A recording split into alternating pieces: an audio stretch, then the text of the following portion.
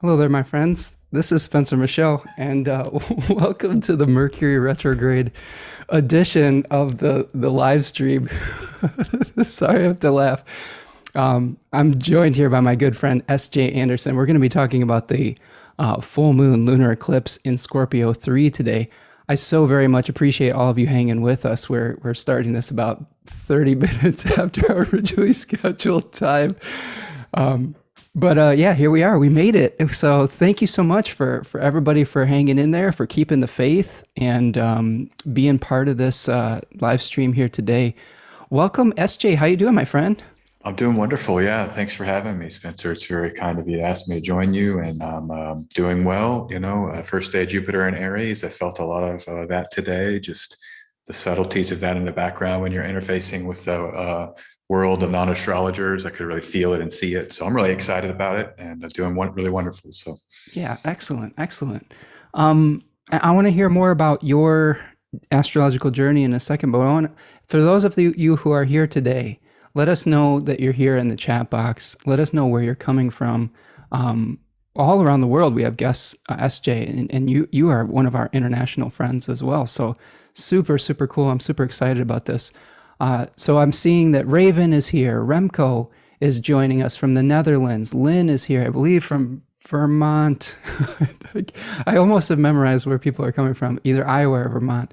Taria is here. Michelle Corbizer, hi, nice to see you as well. Jackie Fox is stopping in. Taria from Finland. We've got Finland people stopping in here.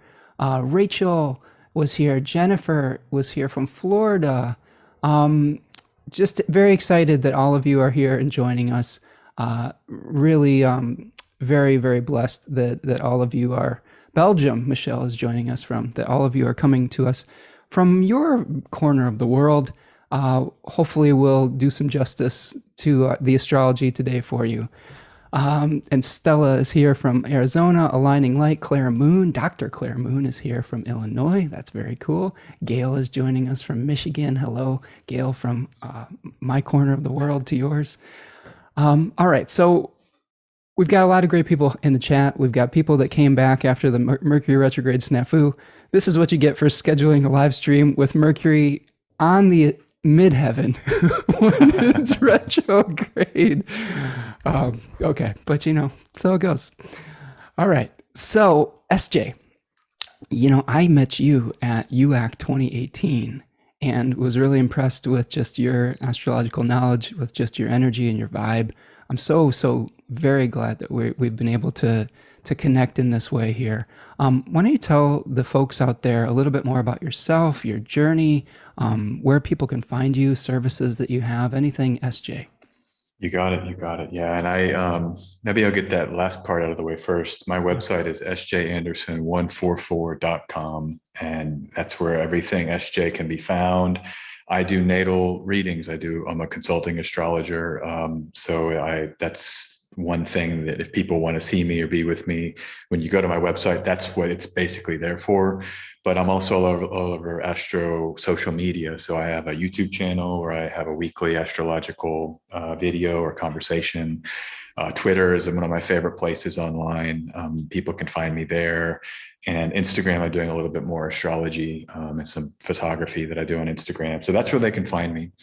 To come back, it's so funny you mentioned UAC. I've been thinking a lot about UAC 2018 in the recent days, particularly Dr. Robert Hand, Yeah. who that's when I first really became aware of you because you actually got a reading from Dr. Hand at UAC Live. And it was so powerful. I remember just how I could see how you were kind of being enlivened by his delineations. And it was like a nice confirmation reading, I think, right as you were kind of coming into your practice and he was giving a bunch of confirmation to you. Yeah. I just remember how powerful that was. And so anyhow, that's cool that you mentioned that. And it's good to connect with you as well. I see you all the time on social media. I love your graphics. I love everything you're doing. So it's just a real honor to be here. Nice. My journey, yeah, I mean, it's just, where to begin. I could go on for shows and shows, but just to come back, I think the basic summary, I've been involved in spiritual practices. And that's kind of sometimes a word that contemporary astrologers maybe want to disentangle from astrology. But for me, it's fundamental spiritual practice, spiritual journey, spiritual kind of conceptualization led me to astrology. So I come from it from that particular frame. And that's been much of my adult life. I studied Theravada Buddhism. I've studied Shivananda Yoga. I started studying tarot in about 2010, 2011, around my Saturn return, during my Saturn return. And then that led me through the symbolisms of the tarot into a chance meeting with Dr. Jen Zart, where she was my initiatrix, is what I call it. And it wasn't even anything that big, and it was a non-astrological meeting, an event, but that changed my whole life.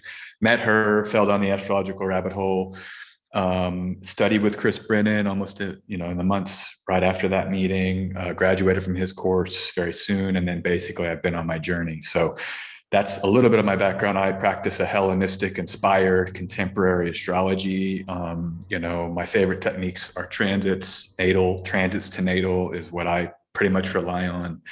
And well, that's one of the reasons I wanted to have you on the show. I think your style of astrology and divination seems to be in pretty much in alignment with the way that I do things as well. And so I think we're very much on the same wavelength. I really appreciate your fixed star work.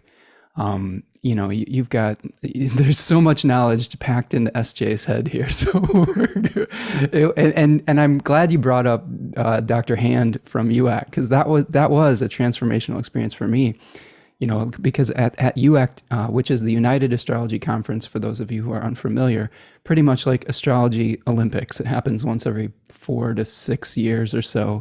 It's the biggest international astrology conference in the world, basically.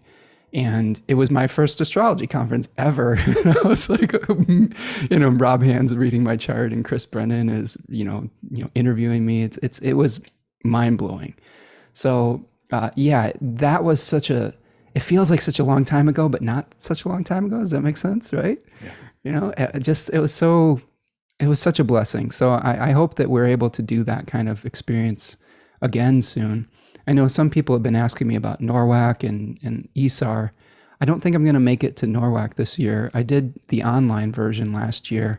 I've just got a lot going on right now with life. But I'm there in spirit with all of you at NORWAC. ISAR, we'll have to see. That one's in September, right? Like August, maybe. August or September, something like that. We'll have to see. It's still maybe, but I don't know. You're over in where are you at now? So I live in the Western Balkans in Albania. I live in Tirana, Albania. Paradise. I love it here. It's an amazing part of the world. And I relocated here last year after being in several different countries, but this is definitely a home, at least for now. So I really cool. Love it here. I wish I could just pop over to ISAR, but it's not going to be in the cards for me either this year, unfortunately. I'd make some effort for UAC. I'd try to do everything I could to get to the next UAC. They say maybe, what are we at, 2020? So maybe 2024. I don't know. Is there any rumblings as to where that might be yet? I'm not as plugged into the kind of back end of the kind of community as much as I'd like to be. I haven't heard. But I'm sure there's probably rumblings, but I haven't heard. So and I feel like my instinct is saying New Orleans, because they like to have it there, and they seem to shuffle through that area every 10 years or so. But that's not based on anything other than just that city popping up in my head. So don't hold me to that. But yes, I think that for those of you out there who haven't been able to get together at a conference, it really is a transformative experience. And I would highly recommend it once it's, safe to do so, once everybody feels comfortable. There's some transition time coming off of the pandemic I think that's another thing that's been really hard for me is, I think we've all gone through a little bit of collective trauma with some of this and just healing from that and getting back into some kind of new rhythm. It's just going to take a while, and that's okay. I think that's one of the themes I'm feeling with this eclipse on some level too, SJ, is, we're going through some really, really intense changes. And sometimes we just have to be patient with those changes and accept some of the things that we can, control or we can't control and accept and do the things that we can. So yeah. All right. SJ, I'm just going to finish up a little bit of business here and then we'll dive in. How's that sound? Perfect. Okay, so friends out there, check out SJ at his website, sjanderson144.com. And that is also his Twitter handle as well. He's a lot more active on Twitter than I am. I'm mostly active on Instagram, but follow him on Twitter, on Instagram. Check out his website. Again, really great information there. Brings in a lot of different modalities, which I really appreciate. Speaking of bringing together modalities, I have a series I'm doing called Integrative Divination, and it's a series of webinars on the decans. And this coming Saturday, May the 14th, I'm going to be doing the decans of Taurus. So if you all are interested in learning all things deep dive Taurus, we're going to do some things with the tarot, like we're seeing here. We're going to do some stuff with mythology. It's really an interesting little community that we've started to build there too. You can sign up for that in the description of this video or at my website, spencermichaud.com. I also do readings as well. So if you're curious and need some help through this eclipse season, that is a great way to work through some of the challenges. Me or SJ or any of the other wonderful astrologers we've talked about today can be great guides through this for you. And I would also recommend, if you've gotten a reading from, one astrologer, sometimes getting one from another astrologer can be really enlightening. There's a lot of different takes on things, and one astrologer may be able to pinpoint something that someone else doesn't. That's why I like bringing people on here and exposing people to this audience as well. Okay, so that's the decans of Taurus that it's coming up. One other thing I wanted to point out is that there's a new feature that's active on my channel. It's called Super Thanks. And it's very similar to the super chat and super sticker that we also already got one nice one in the chat here. Thank you so much, Amber, for your super sticker. I so much appreciate that. That's a way you can support the channel. There's a little $ in the chat where you can make a donation or ask a question. Super thanks is a little heart in the description of the video that has a little $ in it as well. That's something that you can do either during the chat or after the fact. So if you're consuming this content after the fact and you're feeling inspired to keep the lights on at Chateau Michaud, you can make a donation that way. So yeah, I really appreciate all of you and all of your generosity and just really your time being here with us today. So those are the business things. Make sure that you like this video and subscribe to the channel if you're new here as well. All right, SJ, I think we got through the business things that we talk about here. Seeing some new people stopping by. Prudence is here. Hello, Prudence. Urania is here. Hello, Urania. Henry is stopping in. Raven and Nat. Nat's joining us from the UK. Amber is giving us the thumbs up for we love your astrology. Well, Amber, I'm so happy that you are getting value out of this and that you're here with us today. I'm really enjoy everybody's contributions to the chat. All right, SJ, big picture thoughts on we're going through this, we're in the middle of this Bardo period that I've heard Austin Coppock describe as the in-between eclipses. Big picture thoughts on some of the astrology we're experiencing today and moving forward throughout the end of the month here. Yeah, big picture. I mean, you hit on it earlier. I guess where I'll start right in with Saturn still in Aquarius for another 10 months. Saturn closely squaring this eclipse. So without getting too into the weeds of the chart of the eclipse, this Saturn and Aquarius energy we've had since March 2020 is when it first began. People can just recall what happened in the world in March 2020 with Saturn's entry to Aquarius. I remember it quite well, but we're not done with that energy. And it provides, I think, certainly a mundane astrological backdrop for the moment that we're in, which is that there's still the pandemic, the lockdowns, all of that energy is very active, particularly in China. I don't know how much the Western audience is aware of what's happening in Shanghai, which is some of the really most restrictive lockdowns yet of the whole period. Wow. And so Saturn in Aquarius is heavy, and it's going to be heavy on this eclipse as that news is percolating out into social media and becoming more known. So, in our personal lives, everybody's got a Saturn and Aquarius story. And I think that that's part of how, individual nativities will experience this eclipse is whatever those themes from March 2020 through the present are, you may be re-engaging with those themes.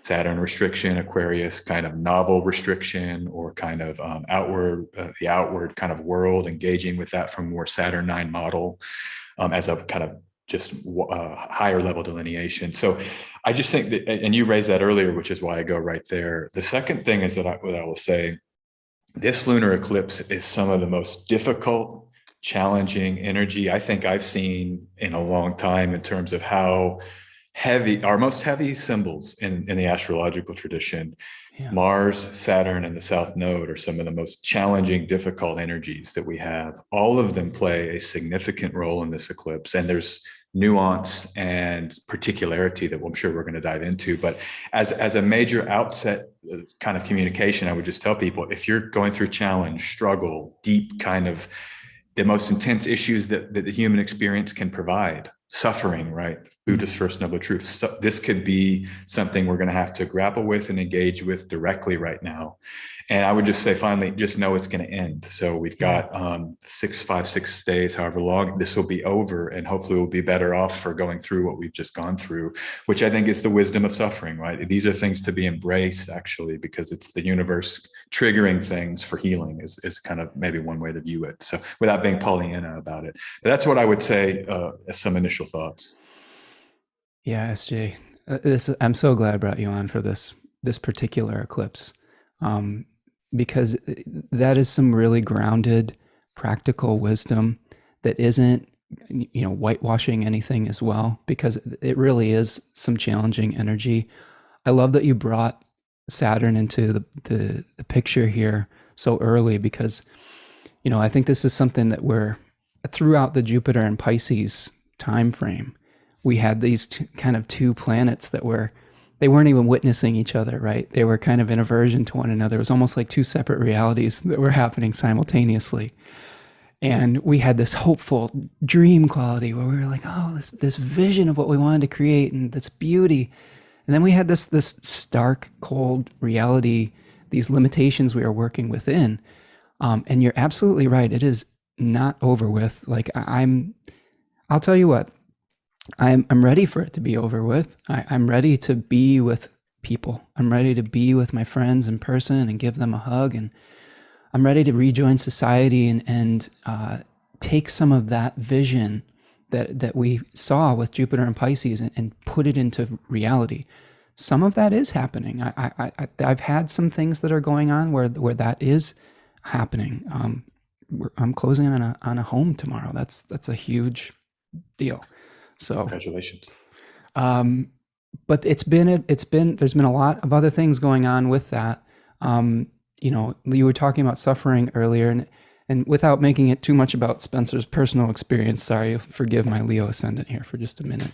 That's my subjective experience. But, in the midst of this lifelong dream of home ownership coming along, my mom passed away. So like having to process those two things simultaneously are the shades of ambiguity that I think astrology is really, I think it's useful for that, because it shows us that we do have Jupiter, we do have Venus, we do have benefic energies, but we also have a Saturn, we also have a Mars. We also have those energies that are present simultaneously.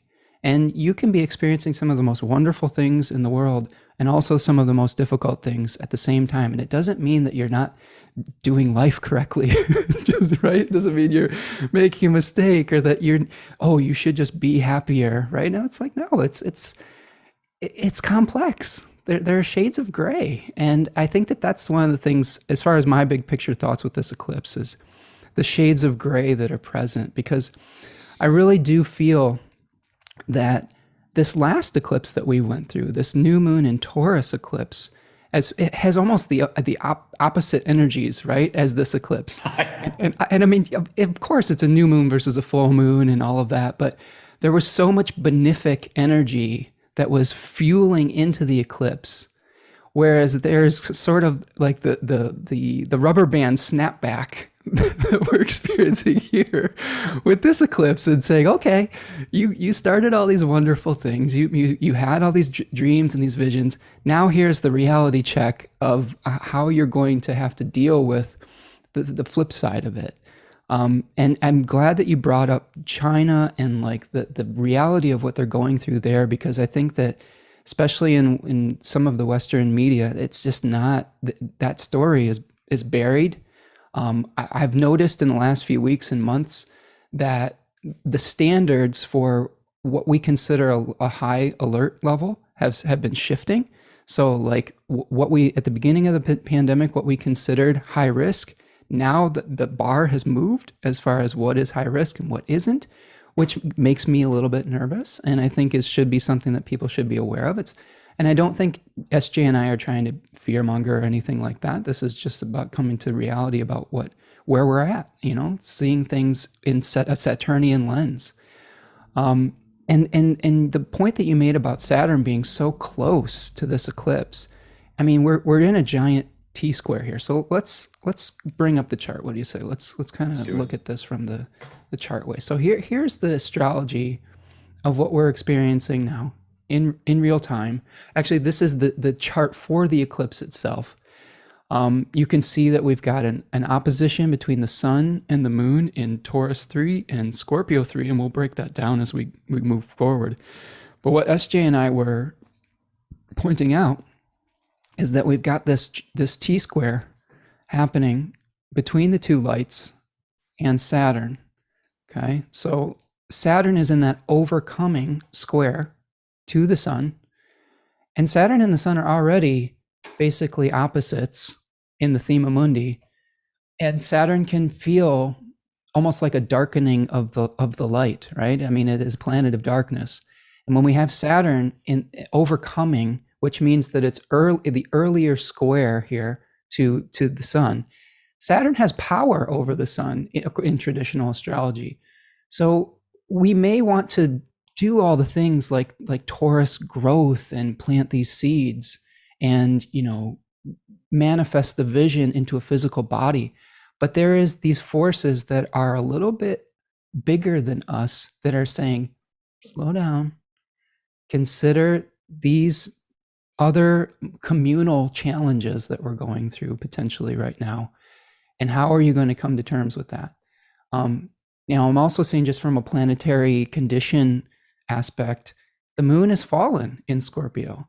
So the moon, to me, and I want to hear your thoughts on this in a second, SJ. The moon to me is that manifesting time clock, almost like I like to think of it as what is the word? The cylinder of the music box that is striking the keys of the other planets, right? Mm-hmm. And maybe manifesting things into form, right? When we have something waxing and maybe pulling things out of form when we're waning. And it's really in a place of composting, of decay with Scorpio. What are your thoughts on that Scorpio moon there? Well, right away, it's, again, just to go back to a moon of great challenge, I think that in this chart, you've got, what I noticed right away is that Venus and the moon, the two planets that signify female energy, women, and that's a whole conversation about those nouns and right. Signifying that what they might signify. But just in generally, female, women, these energies in this chart are both debilitated. And so you have Venus in Aries in its exile and the moon in Scorpio in its fall, and those are ruling the sun, and so if we're looking at the condition of the sun in the chart, I do think that this is a particularly challenged time for our, females among us and women among us. And we've seen that in the news, and so I think maybe being extra sensitive to the needs of femininity and even our inner femininity, everyone, has a element of that. But, the moon, so I don't want to speak about the moon in Scorpio. I think in the sense we can isolate it, but we can also contextualize, because this is a triple hit in this chart.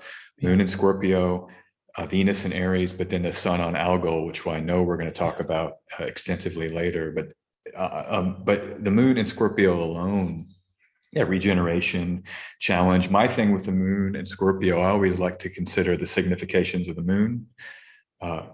Nurture, nourishment, the physical body, the mother, the physical home, the things in our life that we need to stay protected and nourished and ready to kind of engage the day. We come home at night to our home, and hopefully it's nourishment, and then we leave out in the world, that's the sun, and do our business in the world. Yeah. And so when that moon energy filters through, and this is how I like to think about rulership, it's filtering through Mars, the planet that rules Scorpio.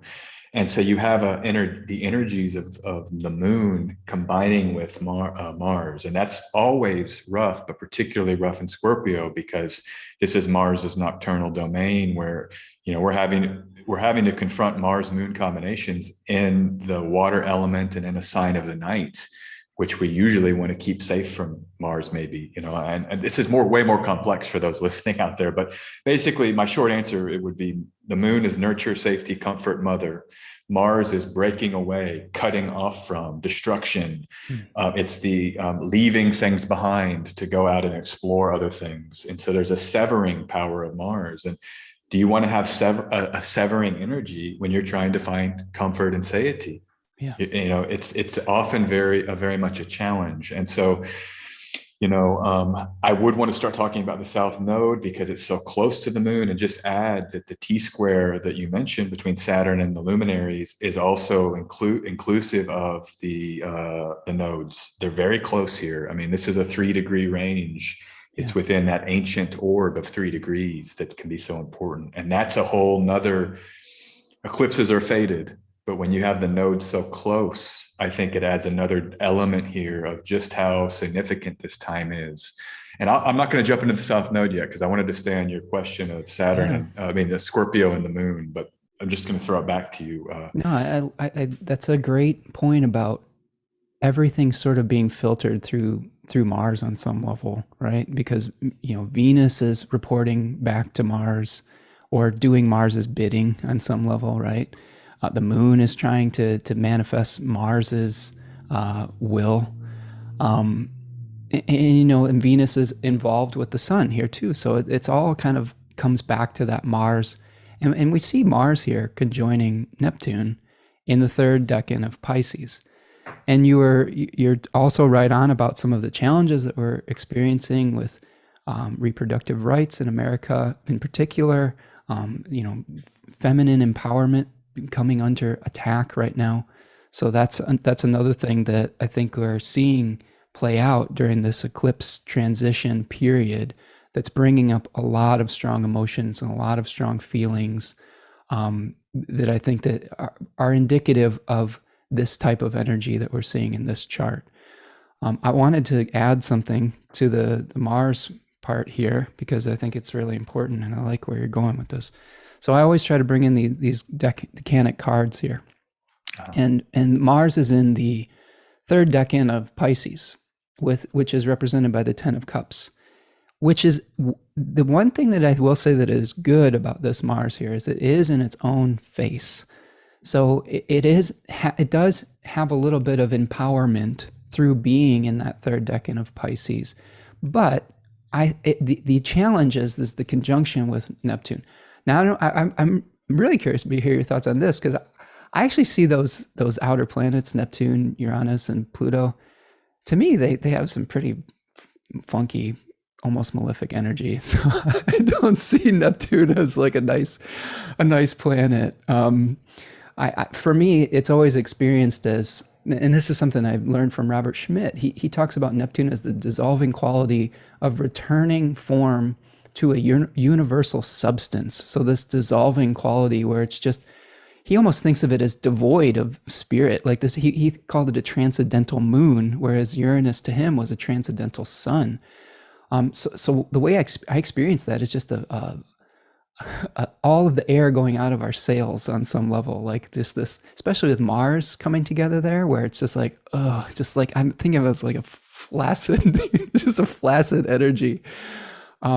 But what the other thing I wanted to add to that real quick is that Mars in Pisces 3, that decan is really about a almost like a religious crusade. So, and I think that that's some of the things that we're seeing with the Supreme Court right now is that there's this battle going on over these super idealistic notions, right?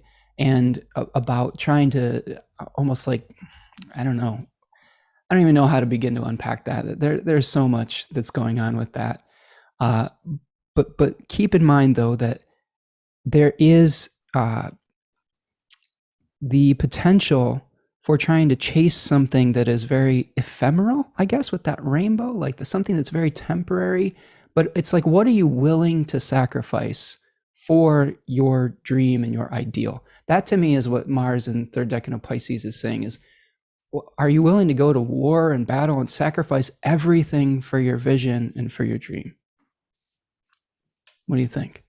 Yeah, I'm glad you're addressing what I would just call the domicile tree. I guess what astrologers, what we call that, the domicile tree. And I think it's really important. And this is one of the major techniques I use in natal work, actually, is I like to get into a chart with looking at domicile, rulership, and the interdependencies, we might say. And by the way, Spencer, I just want to offer you my condolences for your loss, and my congratulations to you as well on the home ownership. And it's I'm living the balance of the Tao, I guess. like there's always a little bit of light in the dark and dark in the light on some level, and that yin yang, we're always kind of spinning around in that circular thing. But thank you so much. I really appreciate all the support that people have been sending my way. So thank you for that. I appreciate that, my friend. Yeah, and it's not a loss to me that I guess you're having a South Node transit through your fourth whole sign house. So it sounds like you're really deeply engaged in some fourth house topics right now, which to me is kind of anytime I see someone's life unfolding quite literally with a nodal transit, it's worth for me. I just like to stop and kind of contemplate. That's the power of the nodes, and it relates to this eclipse because the nodes are the so-called nodes of fate. And as I've deepened my practice, and as I have see more charts and work with people, I've come to become almost like a nodal astrologer in a way. I know that sounds strange. It's a Hellenistic kind of inspired astrologer, because they're not often talked about very much in the tradition. But I've just seen it over and over again how powerful they are as a predictive tool, the transiting nodes. And they're right here with the moon. And so it's just, I would just offer to people, this could be a uniquely heightened time because of how close of a role they're playing. And I like to come to Mars and Pisces, the idea of spiritualized or spiritualization as maybe a keyword for this moment, because that's how I'd like to think about the South Node. It drains away. It's known as a draining force, but does it empower? Well, it empowers the unseen. You see the South Node often talked about as an ascetic energy, as a kind of impetus to turn away from the material world and kind of try to see beyond the Maya, you might say.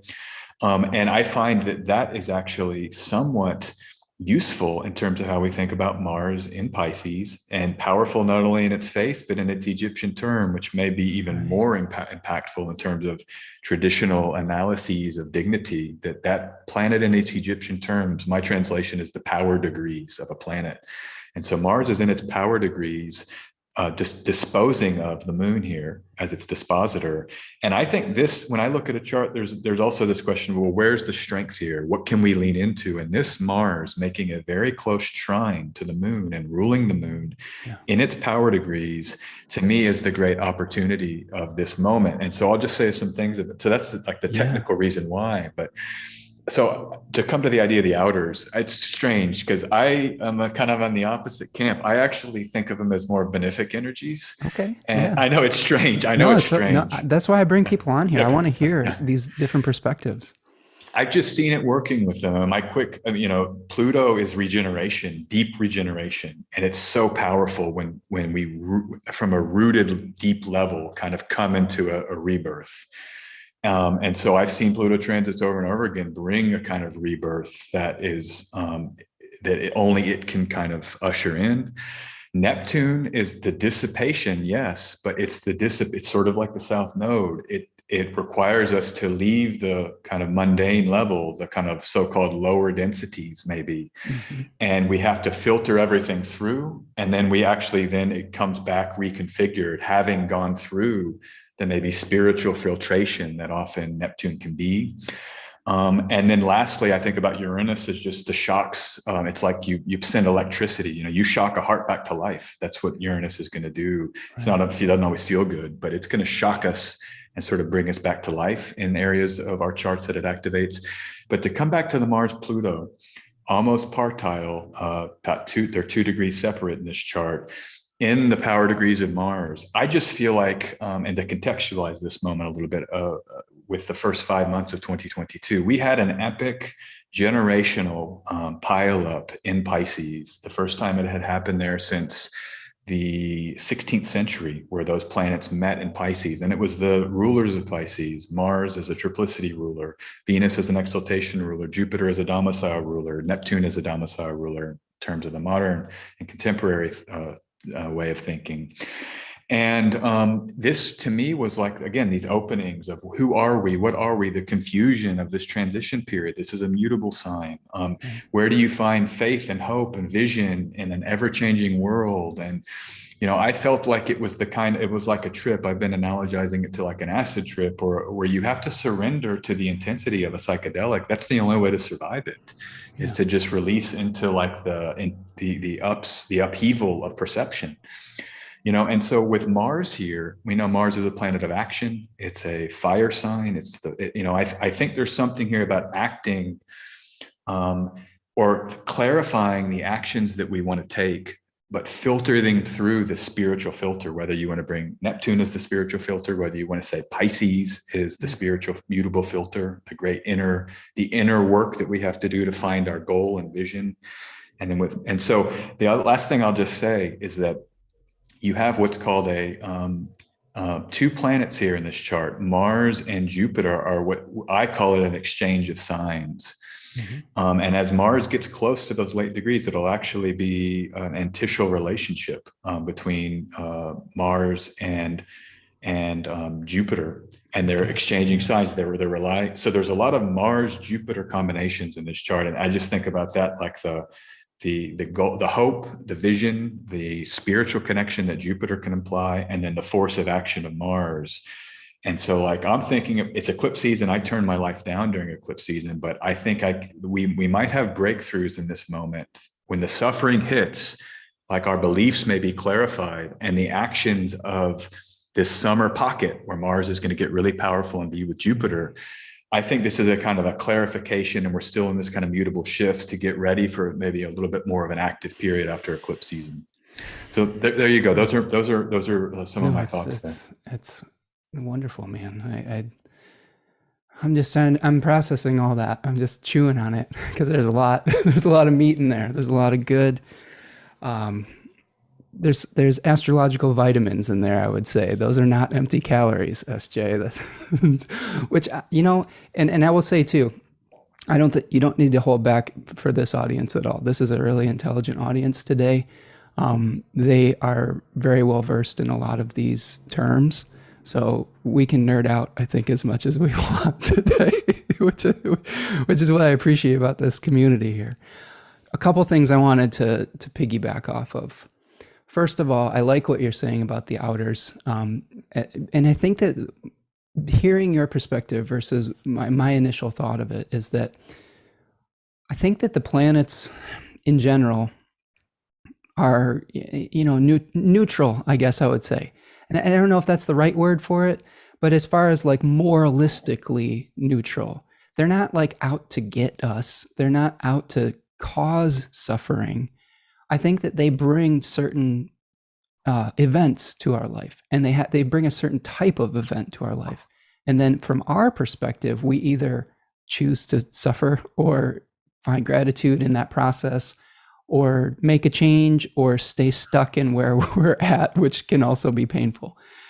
So I agree with you with the outer planets bringing us opportunities to be able to make those larger scale changes. And they do it in a slightly different fashion for each one of them. Same thing with the quote unquote malefic planets. I mean, Mars has a function, you know, Saturn has a function. Saturn limitations are important, you know, for growth. And Mars is the impetus, you know, to sever from the past so that you can liberate consciousness and put it into maybe some other form. So I see this Mars Neptune here as all of that Piscean energy was saying, what is your why, right? Why are you doing what you're doing? Like, how can you go into your internal self and say, what is your motivation? And we had all these planets go through, and now we're having all this transition to Aries of saying, okay, now you know your why. it's time to move. It's time to do it. It's time to take action on it. And we've got Jupiter and Venus already have made that transition as of yesterday with Jupiter, basically. And then Mars is completing that cycle, saying, okay, are you sure? What is your real why here? And then once Mars hits Aries with those planets, it's going to be like, foot on the gas, like, all right, now you don't have to think anymore. No more meditation. It's action. It's go time. So I think that you're hitting the nail on the head as far as the beneficial energies that we can draw out of what could be looked at as challenging times is get really clear on your why with this eclipse, because that's what's going to carry you through what on the surface could look like things that would be painful, things that are challenging. And really, on some level, it's just change. And human beings are resistant to change. And I think that we experience changes as painful because of one of the things that this moon really speaks to. Because of trying to hang on to old forms that no longer provide vitality to us.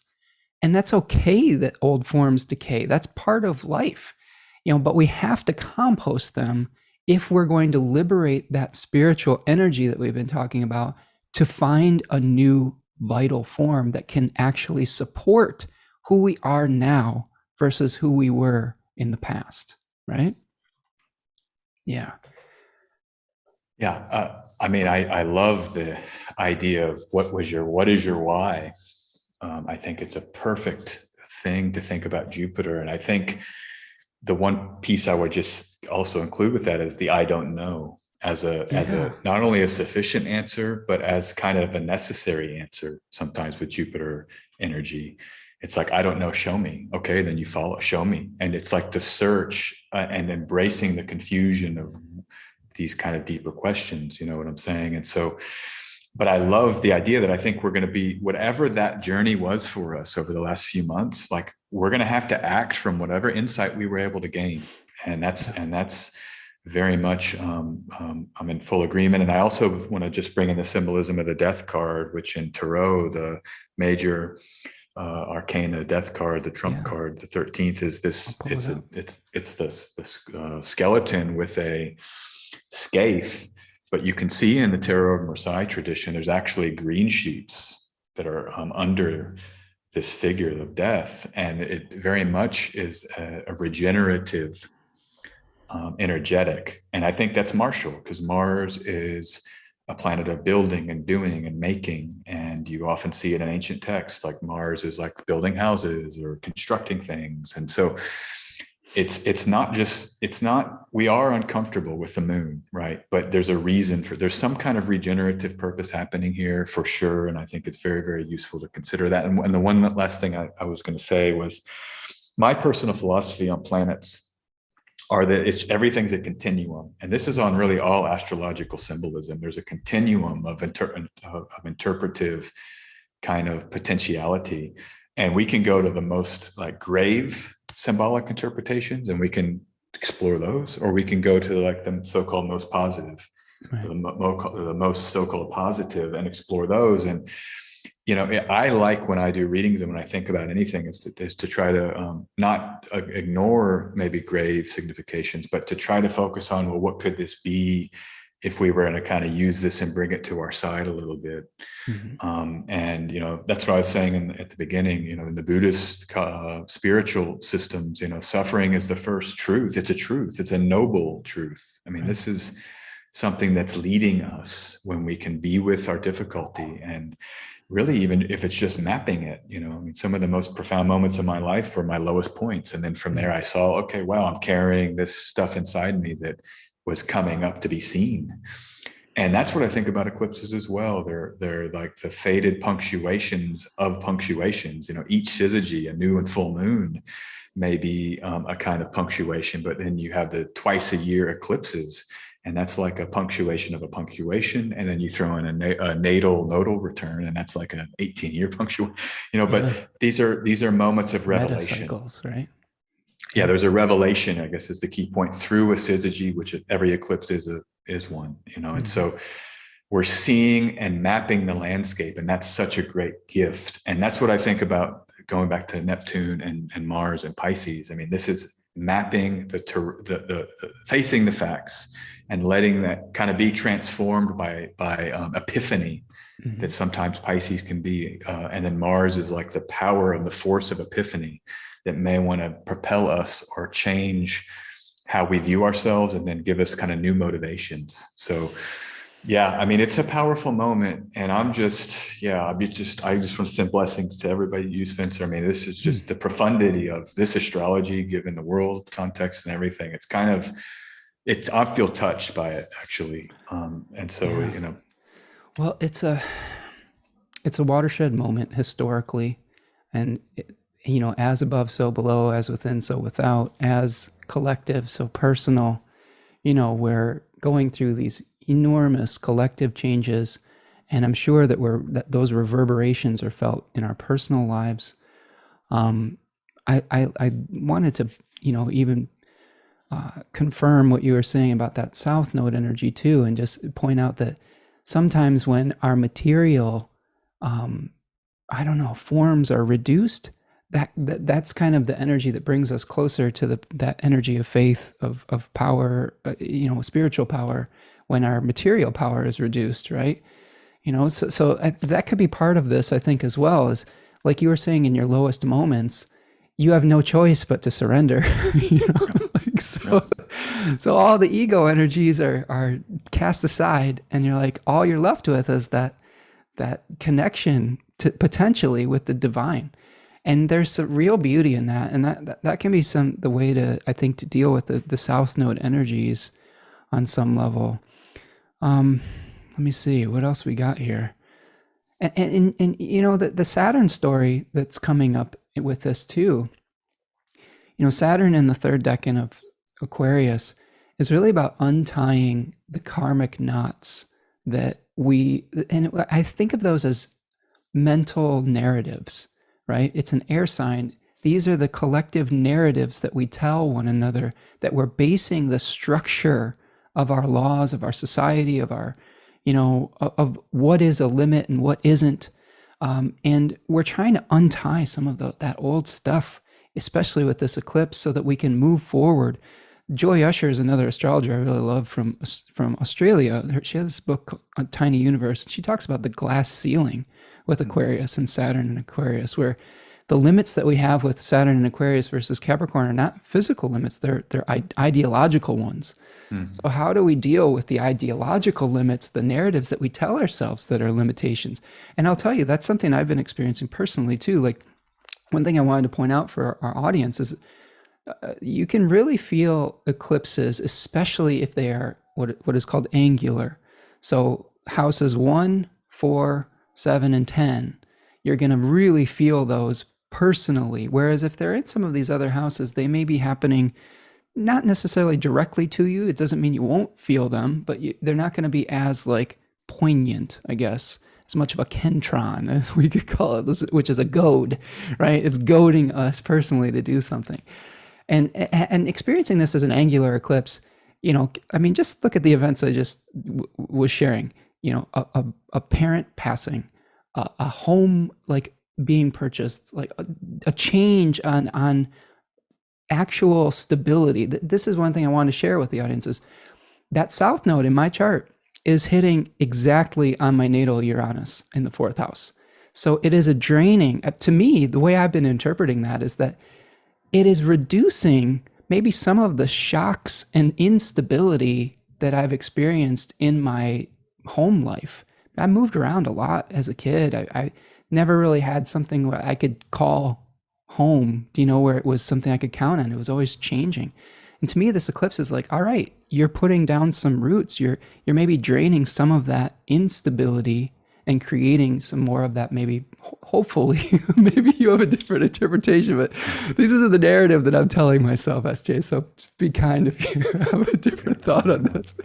But to me, that seems like that, because I do feel like sometimes we can think of that North Node as increase and that South Node as decrease, right?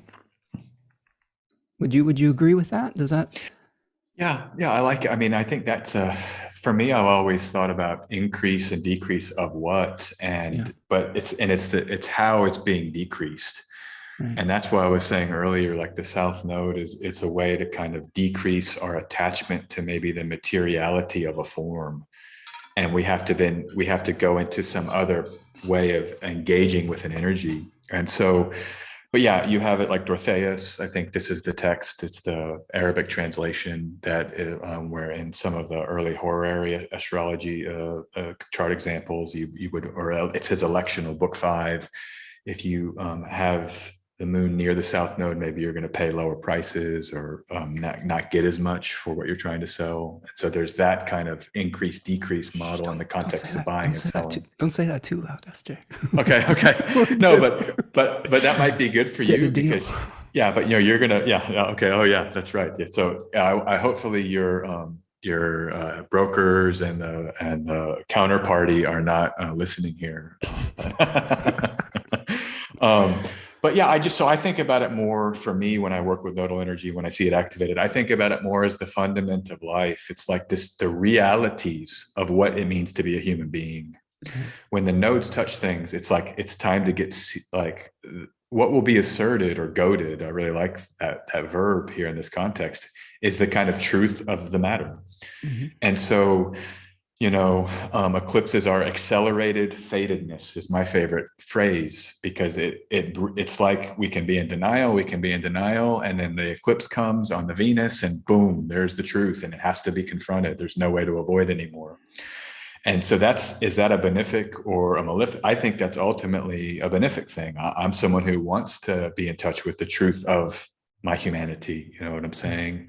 But is it easy? No, it's sometimes very challenging and difficult because we have to shatter illusions, and I think this is where we should bring in this thing. I was thinking about much earlier when you mentioned Saturn at the very beginning.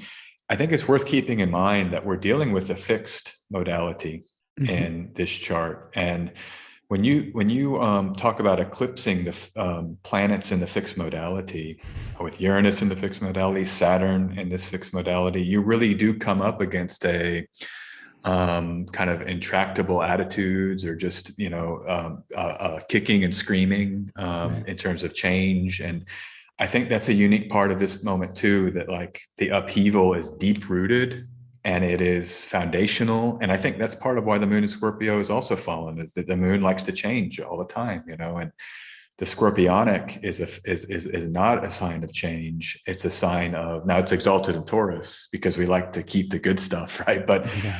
I think this kind of resistance to change is something we're collectively having to confront and interpersonally, and or deep seated. Let me just say this: the accelerated fadedness is activating maybe more deep seated attitudes, conditions, and ideas. I love what you said about the boundaries attitudinally that Saturn and Aquarius signifies, Yeah. and so it's just worth considering just the deep kind of rooted nature of this moment and what's being activated. Yeah, I'll tell you, SJ, like going through trying to make a transition into a new era of material reality, you'd be surprised at how much that triggers old trauma. Like if you've grown up in a situation where you couldn't count on anything materially, where it was always kind of like you never knew what was up and what was down, what was stable and what wasn't. When you are about to commit to something quote unquote stable, it puts a finger on that nerve. And I'll tell you, throughout this whole process, like, I don't know about any you out there. Like, first of all, I want to totally acknowledge 100% how fortunate I am to be in any position to buy a home at all, because it's crazy right now. This is a crazy housing market. It's a crazy time in late stage capitalism. Mainly, we're basically staying in the house that we've been in for a decade, and we had to fight with every ounce of our being to do that, if that makes sense. Very Taurus moon, fighting like hell to just stay where you're at. But throughout, a home buying process is not just, oh, you sign some paperwork and it's done. It is one of the most stressful things you can go through in your entire life. there's so many micro decisions that have to be made. There's so much paperwork. There's so many things like, and for someone like me who wants to understand every part of something in detail, it was completely overwhelming, 100%. And I wanted to bring that back to the Pisces energy that we've been going through. Is that Pisces stack up was saying, it was opposite 3 planets I have in Virgo in my 2nd house and 8th house axis. And that Pisces stack up was saying, you don't have to think about every single detail here, or you're not even allowed to. You're just going to have to take this on faith, take the leap. And if this is your vision, let other people help you and just go for it, right? And for me, that was just a horrifying experience, but also a blessed one. So it was a learning experience. It was putting me so far out of my comfort zone that it forced me to shed some skin, which I think is another type of energy that we see at eclipses, because we can bring that energy of Rahu and Ketu, the head of the dragon and the tail, and here we're shedding skin. And for me, I had to shed the skin of, okay, you have to control every single detail of the process. And man, I wonder if all of you out there have been feeling this, where, we have a pretty mercurial crowd. Like there's a lot of, because we go into depth like this and we don't really pull punches with our language, we attract a certain type of fan here. A lot of Virgos, Gemini energy, because they enjoy that kind of analytical type of thing. And I'm curious, all of you out in chat, digital land here, have you had to take things on faith during this period of time? And how did you get out of that old pattern, that old narrative that said that, oh, you have to think about it so much, like, you know what I'm saying? Like, so that's something that's been really powerful for me, instructive for me. And ultimately it's liberating, because I think sometimes when we overanalyze, we can get so caught up in the minutia that we miss the bigger picture. And the bigger picture, if you realize that sometimes the divine has a better plan than you do, then that's where the surrender and the submission part of it comes in. So yeah, that's been so instructive for me. And I think that we're seeing the culmination of that type of energy here with this eclipse. I wanted to point out too, SJ, that, Venus, if we look at Venus here, Venus is in her exile. Venus is in a decan that's associated with the exaltation of the sun. So that is a place of personal sovereignty, where we're saying, I'm going to establish my own sense of independence and self, this kind of radical, I don't know what, individualism. And with Venus there, generally Venus is supposed to be like, okay, let's create these win-win situations. Let's be receptive. And Venus is saying, well, I want this. And instead of letting it come to me, I'm going to fight for it, right? Kind of thing. So another thing to keep in mind with this eclipse is there may be a little bit of impatience with this eclipse too, I think, where and I'm feeling this, like, here's what happened with me today. Like on the eve of closing on my house, I'm starting, like, now my brain's like going into like landscape design mode. Like, I want to change everything about this. But you have to realize when you go through this kind of process that you have to take it one tiny day at a time. And, this is a long-term project that we all are going through. And you can't do everything. There are material limitations that we all are going through right now, where if you get too aggressive, you can find yourself in a real pickle, right? So yeah, I think that's just an anecdote about, how this is playing out for me. Mm-hmm. Yeah, go ahead. I was just gonna say, you're not the first Leo rising I've talked to during this last few months that is dealing with homes and like banks and all the 8th house, 4th house topics that are come up in the home buying process. So it's pretty little astrology. I mean, this is a great chart example for students, and just to see, I mean, that what tools would we have needed to predict this for you at this time, like 5 years ago? I mean, the houses would be kind of a primary tool, and then knowing where the planets were and where the nodes were. And that told us almost pretty starkly literal. And I don't even know where your placements are. I don't think you've shared that much, but just those houses Yeah. and the transits to the houses are like breathtakingly accurate. So literal. So It's so yeah, literal, like with all just that happening, right? yeah. And So just to give a shout out to like how simple, sometimes the simplest tools are the most powerful, yeah, actually. just a And that's planet in a actually house, right? planet in a house. There you go.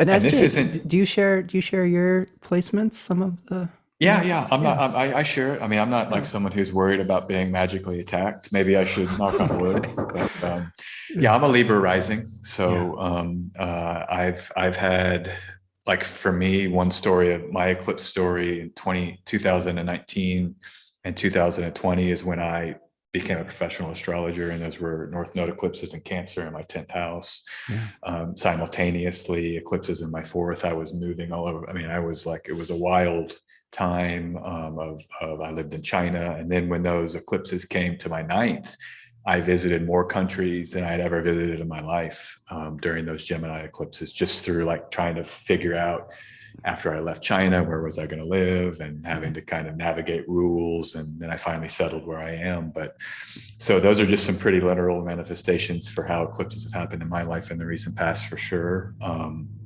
have yeah, a I'm a big Libra stack up, rising. and go Yeah. ahead. Yeah, tell us what you got. I'm just saying, I'm just a Libra rising there, and Yeah. Sun. I'll give you my big three: Yeah. Aries, Sun, Scorpio, Moon. So I'm Okay. a lot of Mars. I've got a lot of Mars power. So is this eclipse, and is it close to your moon at all? It's quite close. Yeah, Yeah. it's Okay. right near my moon, several degrees right in that mix in the last decade there. So it's for sure. And I've been dealing with the South Node over my moon, just feeling run down at times, feeling Yeah. drained, having to kind of navigate burnout and figure out how to stay comfortable and stay committed to my job and all my obligations in this world. Self-care potentially, right? Yeah. Self-care when it comes to um, the world that we are in, which is like social media, which is a 24/7 Oh my God. job. Yeah. And I Yeah. love my clients and I love my work, and just trying to kind of figure out, the work-life balance. That's certainly part of a South Node on a natal moon transit. So but it's been okay. It's been okay. I love eclipses. I love the intensity. I love, Well, someone I'm with kind two of, Mars ruled lights, I'm sure that might be a little yeah, bit more change for you as you might maybe you get excited about it. Like I do. I'm a Taurus moon, so I'm kind of like, oh no, like, what's gonna Well, be we're on the different? same axis. We Oh, got I moon. know. So we got some moon synastry there, and that's cool. Yeah, and your Libra rising really does come out in the way that you present and the way that you communicate. It's just so fascinating to see people's ascendants versus their lights. And one thing I want to ask you, I've always been curious about this with your chart. Mhm. Since you have stuff in Aries in the seventh, Yeah. there's a lot of authors that talk about the seventh as like foreign places and travel. Do you Yes. see that? Could you speak to that a little bit? Because I think that's something that isn't talked about enough. Absolutely. And Yeah. I mean, when I first left America, I'd been out of the country a little bit, but when I basically became an expat, which was 2017, 2018, and then 2019 was my final kicking off from the homeland, let's say. A big part of processing that was realizing that I do have not only a sun, but I have a stellium there in my 7th house in Aries. And I forgot which ancient author it is, but one of those house significations all the way back is long stints abroad for the Yeah. 7th house. And it was clear to me that the natal promise of having a heavy 7th house was coming to fruition at a time that during my nodal return, actually. And that's the power of a nodal return, is that you step into the kind of greater fate or the greater natal promise of a chart when the nodal return happens. And for me, it then triggered all of that 7th house. But yeah, I would just say, yes, it's a clear signification, both from my life experience, but also from the textual tradition. that Yeah. it's long stints abroad is, I think, the specific quote. And I feel like it may be Paulus Alexandrinus, but yeah. And I wonder, it's so fascinating. I always think of you when I think of like people living abroad with that specific thing you were bringing up about those traditional texts. And I wonder too, like if you could also point towards having the moon in its exile is living somewhere far from your original place. Also, I mean, that might be something too, right? It's that, I think, but then there's also some Valens. Vettius Valens talks about the ruler of the lot of spirit. If Mm-hmm. the ruler of the lot of spirit is in exile, you will live away from from your home. And the ruler of my lot of spirit is in exile. And so that's a big part of my story too. I've got the sect light in exile, the ruler of the lot of spirit in exile. And by the way, this is something people can try on their own chart. For me, maybe some of the three major points, when you look at your nativity, where the ascendant ruler, the ruler of the lot of spirit, and the sect light, and those are going to probably more than likely kind of tell a story, and that you might feel more closely connected to those planets, especially if they're the same, right? A lot of spirit in Cancer, and maybe you're a Cancer rising, then you would cover all three with the moon. But those are fantastic nuggets, SJ. This is really good stuff, because like I said, astrology is so layered and multivalent, and we can look at it through so many lenses. But when we start to uncover some of these really, I don't know if the word is arcane, but these arcane like traditional techniques, you can really find some nuance in there that is just incredible, So that's one thing that harkens back to that time at UAC. Is I felt like I was such an astrological just an infant at that point, not that I'm like some expert or anything right now. I feel like I'm more experienced now than I was then, and this is what anybody who studies will tell you, is that there's always more to learn, right? So, but then I was just such a neophyte to traditional astrology, and traditional astrology, especially Demetrius George's book, Astrology and the Authentic Self, is what brought me to UAC. Like someone gave me that book, and it was just like, that was when the eclipses were in my first house and seventh house axis, and it was just like, oh wow, okay, like I'm gonna be a whole different person because of this book and because of this new astrological system. And since then I've circled back around and gone to the extreme of those techniques and circled back and incorporated some of the modern techniques back in and all of those things, because Jeffrey Cornelius, if you read his book, The Moment of Astrology, he'll shake your ass up if you think that you've got it all figured out, and if you say, oh, well, my way is the right way, he's like, nah, maybe it is, but then this other way is the right way too. So I love that about that. So thank you for sharing your personal experience with that. That's one of the things I really like about when I have guests on the show, is I really, and I didn't even do this consciously, but I didn't know where your moon was, but I always like bringing people that have placements for the astrology that we're talking about, and now you've got that right on. You're just channeling it. And meant for this. Yeah. Well, and hearing those stories, that's for those of you who are new to astrology out there, it is equally as important as the technique, is connecting it with the lived experience. Because when you can take the technique and you can ground it into practical lived experience, then you can craft the types of narratives that can help yourself and your client. If it's only stuck in this ethereal realm, what good is it going to do? It's just going to make you scared or something like that. This is how you ground it into practical wisdom rather than just knowledge. Okay. Yeah, go ahead. I was just going to say one other little nugget. I'll keep this quick, and I want to just follow up on the last thing you said, how important that is for anybody, in my experience, for people listening out there. Sometimes I start readings, I'd say half the time, I'll pull up I start with a transit, and because that's the gateway in, especially one in the past. So, I mean, particularly a past transit. And I usually wait for someone to start talking about their life and important events in the recent past, or whatever they want to bring in. But then you look at the transits, and that is the gateway into the nativity, actually, because you have the facts on the ground, is what I say. Right. The facts on the ground tell us the delineation, actually. Yeah. of the life. And so I'll leave it. It's, we could deeply break that down, but basically I love that concept, Spencer. So thanks for mentioning that, the facts of the life and how the primacy of those life facts. And one, just quickly, people often on Twitter be like, well, what does it mean? Sometimes like I'll tweet something and they're like, I have this planet in this sign. What does it mean? And I'll sometimes say, you tell me, it's your life. Right. Well, you know what it means better than me. Tell me. I'll tell you what, just piggybacking off of that real quick, is that the first thing I do in a reading is similar. I ask the client in an intake form, I say, hey, what are you going through right now? What's going on in your life? Right? Like, don't make me be like some kind of mind reader. Let's contextualize it, because you're asking a question of the chart, and the chart can be so many different things. Why not get right to the heart of what we're trying to solve, and let's solve it together, rather than having it be this like, oh, let me impress you with with my acumen. And there's some astrologers that are good at that, but like I think like what I love about your style and the way that you come to astrology and client work is that it really seems like you're problem solving focused and really client focused, as far as saying, hey, how can we be helpful? I've heard that already a number of times just in our talk today, and I love that. I love being able to contextualize that and say, what are we doing here?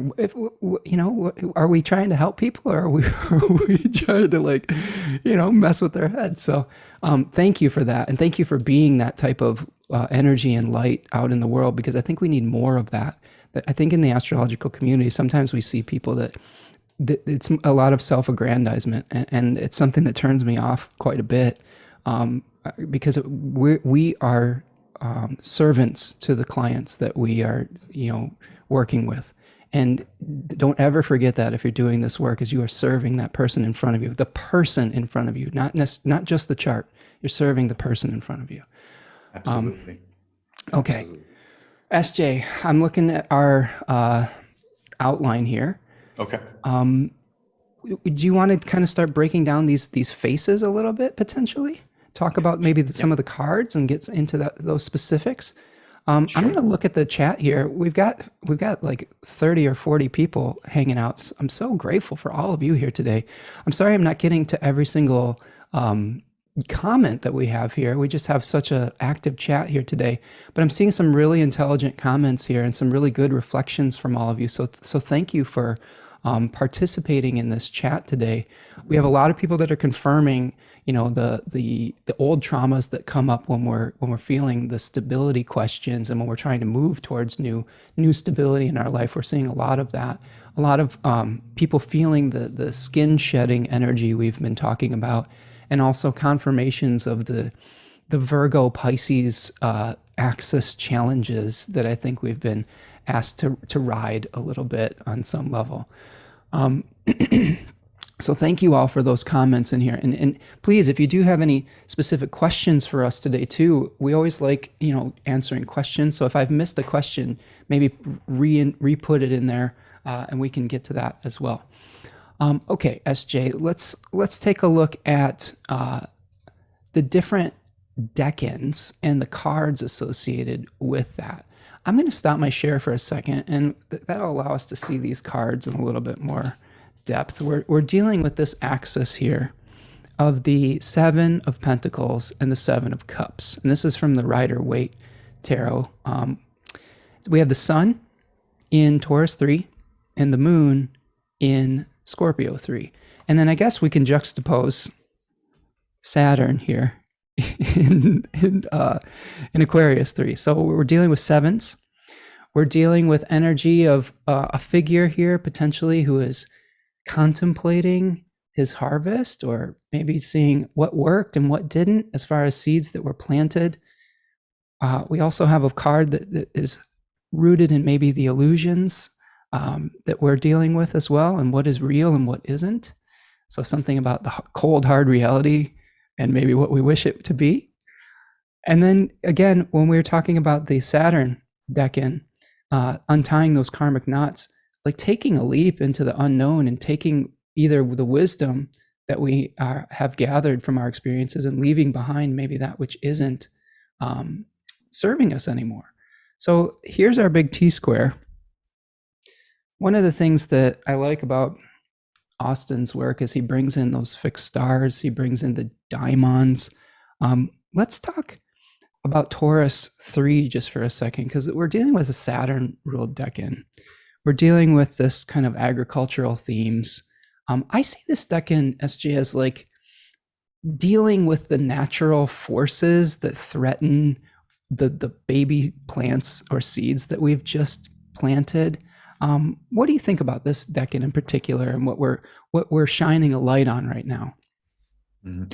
Yeah, it's interesting. I've always thought about this as the failures and the fruits that actually are born from a failure. And I think I'm just thinking about the Thoth Tarot. That's one that has heavily influenced my tarot work, and I believe that Crowley names this card failure. Actually, Yeah, it's what the Seven of Coins is. That what yeah, it that the what it would Lord of be? Failure, right? Yeah, Right. the Lord of Failure. And so if we just use that as a jumping off place, well, what could come out good from that? And then we start back with Saturn, which is that there's stops and starts, and it's just what you said at the beginning. You said that this is a long process in, Mm-hmm. and then a long process out of much Right. of life. I mean, things take time. It's continuum of events over long periods by which life manifests itself, Mm-hmm. often in some ways, and especially when you're dealing with Saturn. And so, to me, this is the moment where you maybe you did something, or like for cooking is a good example, because we are dealing with materiality with Right. coins and with the earth energy and the diamonds, if you want to use the diamond suit. Mm-hmm. And cooking is a good example. I mean, like it took me a while to learn how to cook rice. Now I can do it well every time. But just an example, there's some failed batches, Right. and grieve Some it. crunchy rice. Some crunchy rice, some rice that the water, yeah, crunchy. Or by the way, I don't use lids anymore. I'm on a whole different system with just boiling Nice. water, and but that's how I perfected my rice. But Excellent.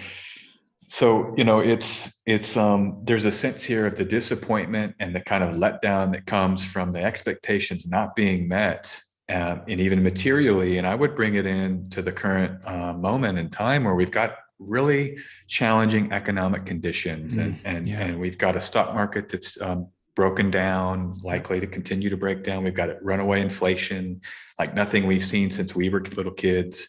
Yeah. Or I think you're a little younger than me, maybe, or maybe not. I'm not sure, but right around early 80s when they had Mortgage that. rates are rising daily. Mortgage rates are basically, it's Yeah. untenable now Yep. and so there's going to be some, I mean, my sense, and God, knows only, but we're in for a little bit of some turmoil here the Yeah. rest of 2022 in terms of the economics. And what might that mean for, like, if you've got a business that's nascent, I mean, you might have to stick with things. If you've got a business that's, like, maybe you have to kind of hunker down a little bit to get through this period of challenge and difficulty that this eclipse cycle. And this leads me to the next point. One other point, I know it's not in this decan, but actually I'll have to check the degrees. I don't have those memorized for the fall eclipses, but we have eclipses come in 2 cycles, and all of 2022 are 4 eclipses.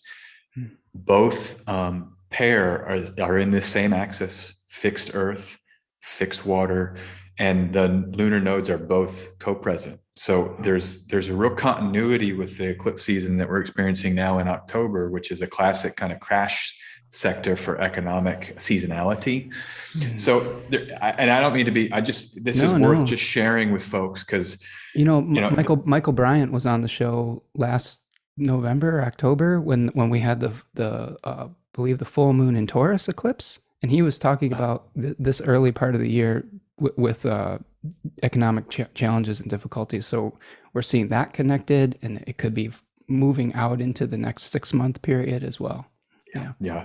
So it's more like, how do we survive? And our ancestors knew how to do this. I mean, these are seasons of, you pack in the summer, and in the northern hemisphere we're getting into summer, you pickle the cucumbers, then you put them in and save, and for the winter that may be coming. But just getting around, knowing this cycle is going to end next year, like 2023, this all changes. So Yeah. that's the promise of the future. Saturn leaves Aquarius March 2023. The nodes change, the true nodes, in July 2023. The last eclipse in this axis is a lunar eclipse in Taurus, I think, again in October 2023. So we're going to be done with this, but this might be a period of months where there's some economic issues, and so that's the long way of saying that short little point there at the end. But it's in the symbolism of this card. And one thing I want to bring in, Antiochus of Athens, if you can find his text, he breaks down each deck, and I really like bringing in Antiochus and then the Picatrix. Those are kind of the two sources I like for imagery and symbolism. But Picatrix says poverty and misery, and that's one of the that's what it calls this phase. So the poverty is what I'm focused on, but not from just to go back to maybe a more positive, like just having to maybe have less a little bit economically and managing that. Right. And then Antiochus says it's those who are steadfast as people in this decade. And so this is the positive side of Saturn, where you stay with it, do it a few times, then you can cook the perfect rice. Yeah. And so there's maybe a sense of a little bit of a lack here, and then we have to stick with it and bring our kind of commitment and steadfastness. And Antiochus says it's long-lived as well. So there's kind of these other sides of Saturn that can come in. What is that translation that you like for Antiochus? I like Schmidt. It's the hindsight. So this is part of the Project Hindsight. Cool. Greek Track set of PDFs that I was able to purchase from them. I think they're relaunching now, so people may be able to get that from their new website. I don't. Maybe I'll find it here, and I can tell you in a second. But well, if you ever find a book from them called Definitions and Foundations, send me a link, because that's one that I don't have, that I've been wanting, and been super envious of Martine Hermes, who flashes it on every single every single presentation he does. But yeah, I know that the Schmidt website has a lot of audio that's up there. I wonder if that would be amazing if they put some of the book pamphlets up there as well, because those are hard to find. They do have They have it. Well, they have it. There's a tab called Translations on his new website that just was launched, and I guess they're delivering it differently. They're saying that you have to pay a subscription to get access. That's how they're not downloadable. But it is on the site itself. But it's on the site, and let me see if it's if they've got the book so there's the Greek Track 16 documents. Antiochus is definitely there. You used to be able to order directly from the old Project Hindsight, and they would send you the PDFs to download. Okay. But the definitions, they don't have that. I've heard of this book, and I'd like to get a copy too, but it doesn't look like that's included here. Oh man. Well, the search continues. Maybe I just have to keep being patient, like Saturning. So if anybody has a copy of that they want to send me or sell me, that's what I'm looking for. Anyway, so yes, some very great and astute observations on the third decan of Taurus here. A couple things I'll add to that. There is a spirit or a daimon with this decan called the Litai. And the Litai were these personified spirits of prayer in the ancient Greek tradition. So they were these hobbled old women that would follow behind this other deity or demon called Eight, which translates to ruin. So, this is stuff that both T. Susan Chang and Austin Coppock talk about in their books, and this reflects that Picatrix information you were talking about. Sometimes through our rashness, sometimes through like going a little bit too quickly through something, which Eight or ruin represents, we have to go back and repent.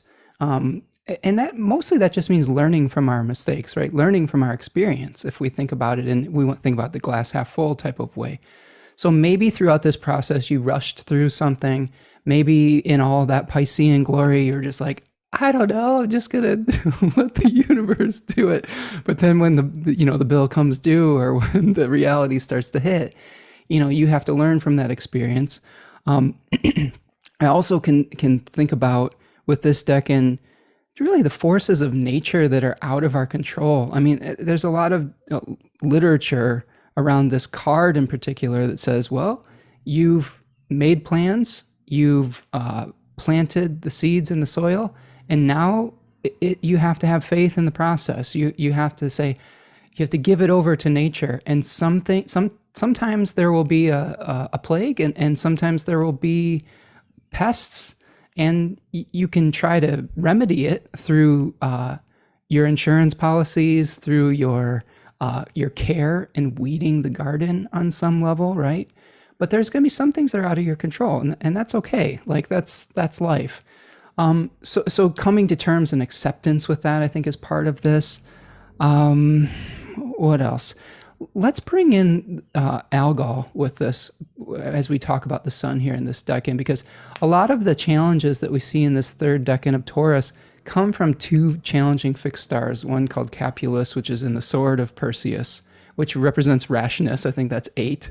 And then you've got Algol, the blinking eye of Medusa, that is a binary star that's being eclipsed regularly, which freaked people out.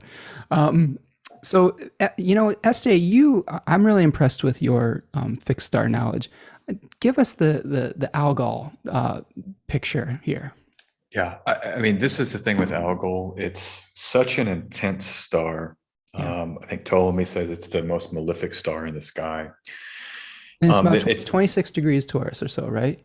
yeah, roughly. I Okay. think now because of precession, it's I can get the exact, Yeah. or I'll get it in a second. But yeah, Sure. it's not quite within 1 degree. I think it's within 2 degrees of this eclipse. So Okay. that's the good news. It's not like right on it. So, but it's definitely within this orb. Some fixed star astrologers, I think the 2 degree orb is the widest I would use personally, Yeah. and 1 degree maybe if you want to filter even further. But so just to say right off the bat, to really dig into Algol, I mean, it would take a lot of thorough processes here to kind of set it up and to carefully and kind of wisely start getting deep into the Algol energy. So I just want to say that right at the outset. The second thing I would say is, yeah, we really need a trigger warning to talk about Algol. I mean, and maybe I'll say that here, just because of how heavy duty and serious this energy is in terms of its potential impact. So those things aside, I would say that Algol can signify maybe two main things. One can be, violence to the physical body and harm to a body. The image of Algol is Perseus slicing off Medusa's head and then holding that head up. So Algol is where the head of the Gorgon is. It's really her severed head. So that's the one side of it. The other side is that it can be the story of Medusa. When you go into that, it really is a story about exploitation of women, rape, and the kind of worst exploitation that our women amongst us have to suffer and deal with. And so this is why, I mean, it's so heavy that, that's really what, I mean, the depths of those explorations, particularly that second, you now access something called the dark feminine, and there's whole mythologies and spiritualities, Hecate, Lilith, this kind of deep wellspring of power that femininity and womanhood actually has as a component. And some of that side of Algol is like using protection magic, digging into kind of the power of women and womanhood to not only as a container for suffering for the collective, but the suffering that often women go through as both mothers and homemakers, and then responsible for so much in history as, you might say, receptacles for so much of the pain and suffering of the world. Often we've kind of shunted that onto women, so this is where it gets a really deep and there's a real depth here. And I would point people to an article by Caitlin Kopic on Sphere and Sundry, where she writes in some of her Algol offerings. She's got some great articles about, you could probably just type in Caitlin Kopic Algol or Sphere and Sundry Algol. And I just deferred her because her wisdom on how to deal with this energy is very wise in my experience. It helped me a lot just to give her as a kind of you want to go to this energy slowly. You don't want to like jump into it. You need to slowly approach it and give it the power that it demands. The respect it demands. And so like, that's why, I mean, I'm like, trigger warning, hold on. I mean, so that's what I would just say here in terms of this context. I mean, I think it obviously has to do with the reproductive rights, the struggle of women of all kinds in our current moment, and really how we can, just in our inner femininity, even like, where are we kind of maybe hiding from ourselves, or what deep, dark kind of even traumatic things that we've gone through. I know a lot of people deal with trauma. That's the nature of it. That's the definition of trauma, right? It stays. Right. Non-trauma doesn't stay, but trauma actually leaves an imprint, and then we have to heal from it, work with it, process it. And so to me, this relates back to the conversation earlier about the moon in Scorpio and Venus in Aries, and the kind of under pressure nature of those symbols. And then the South Node in Scorpio, this unearthing of kind of traumatic. This is why when you said, what are your high level thoughts at the beginning? I was like, look, this is really, really, really serious energy, the most difficult astrological energy we have. And what do you do with that knowledge? I mean, I think we just have to pray, ask the benefic forces of reality, show me what I need to heal, give me the mercy and strength to get through this time. Tap into the litai, right? Yeah, I grew up in the Christian tradition. I mean, that's one of the more beautiful traditions that kind of deals with like supplication to the divine and kind of calling upon divine forces. So, whether you use those prayers or whatever prayers you can use, that's what I would really recommend as a kind of protection guide through this really challenging moment. So that's a little bit on Algol. I really just want to say, go read Caitlin Kopic, and then you're open now into a real deep wellspring of kind of essential human nature. That is, we could do whole 2-year series on Algol and like a reading lists. And I mean, it really would require something like that. So, well, and both the Kopics are just a wellspring of information when it comes to the decans, the fixed stars, astrology, astrological magic. I'm really in their debt as far as a lot of my education goes and what I'm inspired by.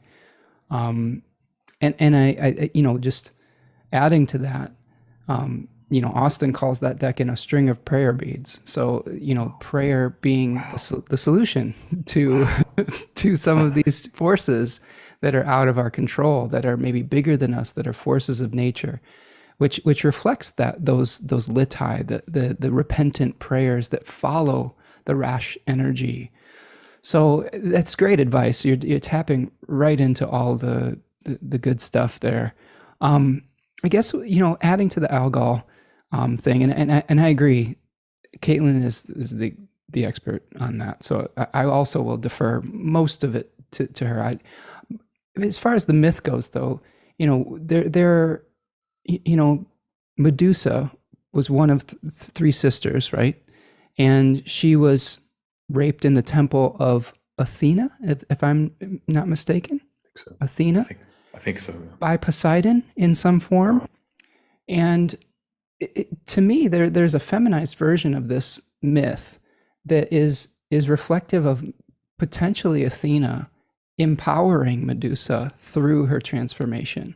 So this is where I think some of the protection energy might come in with Algol.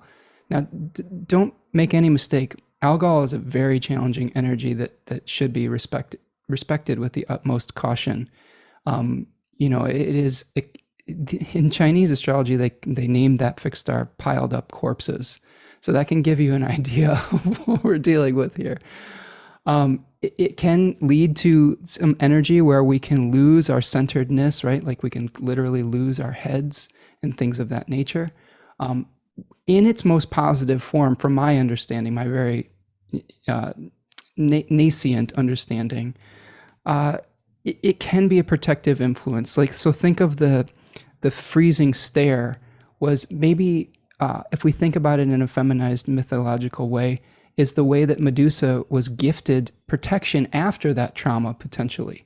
Now, that's one way to think about it, potentially. I'm not saying that is the be-all, end-all, but I think that when you look at like Caitlin's materia on Sphere and Sundry, you have to basically fill out like a disclaimer of like, what are you going to use this for? What is this for, protection, or is this for like, trying to, mess somebody up, or there's even like safeguards in buying the materia, right? Yeah. So I think that, go ahead. I was just gonna say, she says they're actually going to do divination. I don't know if this is currently, but when I was reading, they'll do divination even if you fill out the forms and you say the right things. They're going to do divination, and only if that confirms will they even send it to you. So right. So if you are not comfortable working directly with that fixed star, I think SJ's original advice is the most sound: is submit, surrender the power of prayer, the power of meditation and centeredness to be able to keep your wits about you if your trauma points are triggered, right? Because that is probably what we're looking at here, is there probably will be some collective trauma, individual trauma that is poked or triggered, or a nerve that is hit. And how do we get to respond within that is the key. Like, how are we going to choose to respond? We can't always, this is what I think Taurus 3 teaches us.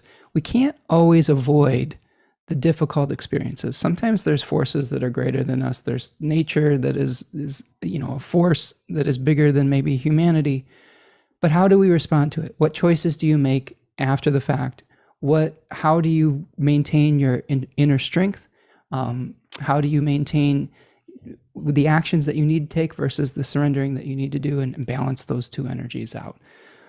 So I think that's a pretty good, cursory breakdown of Taurus 3 and of that Algol energy. Just be real careful with this. This isn't like, don't charge your crystals or something with this energy. That's Sam Reynolds always advised, like, don't charge your crystals on eclipses, but especially not this one. This is probably not one you want to. It was the last one you should have charged them on, right? That solar eclipse with Venus and Jupiter. And potentially. That was some good energy. That was some benefic energy. Although I'm always curious as to what happens with, ancient astrologers were not super fans of eclipses.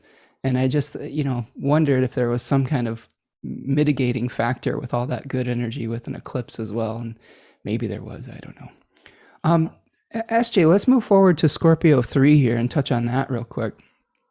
So we have the Seven of Cups, where we see a figure in the Rider-Waite Tarot that is looking at all these different cups filled with human desires, potentially, like maybe fame, fortune, wealth, riches, being honored, all these different things.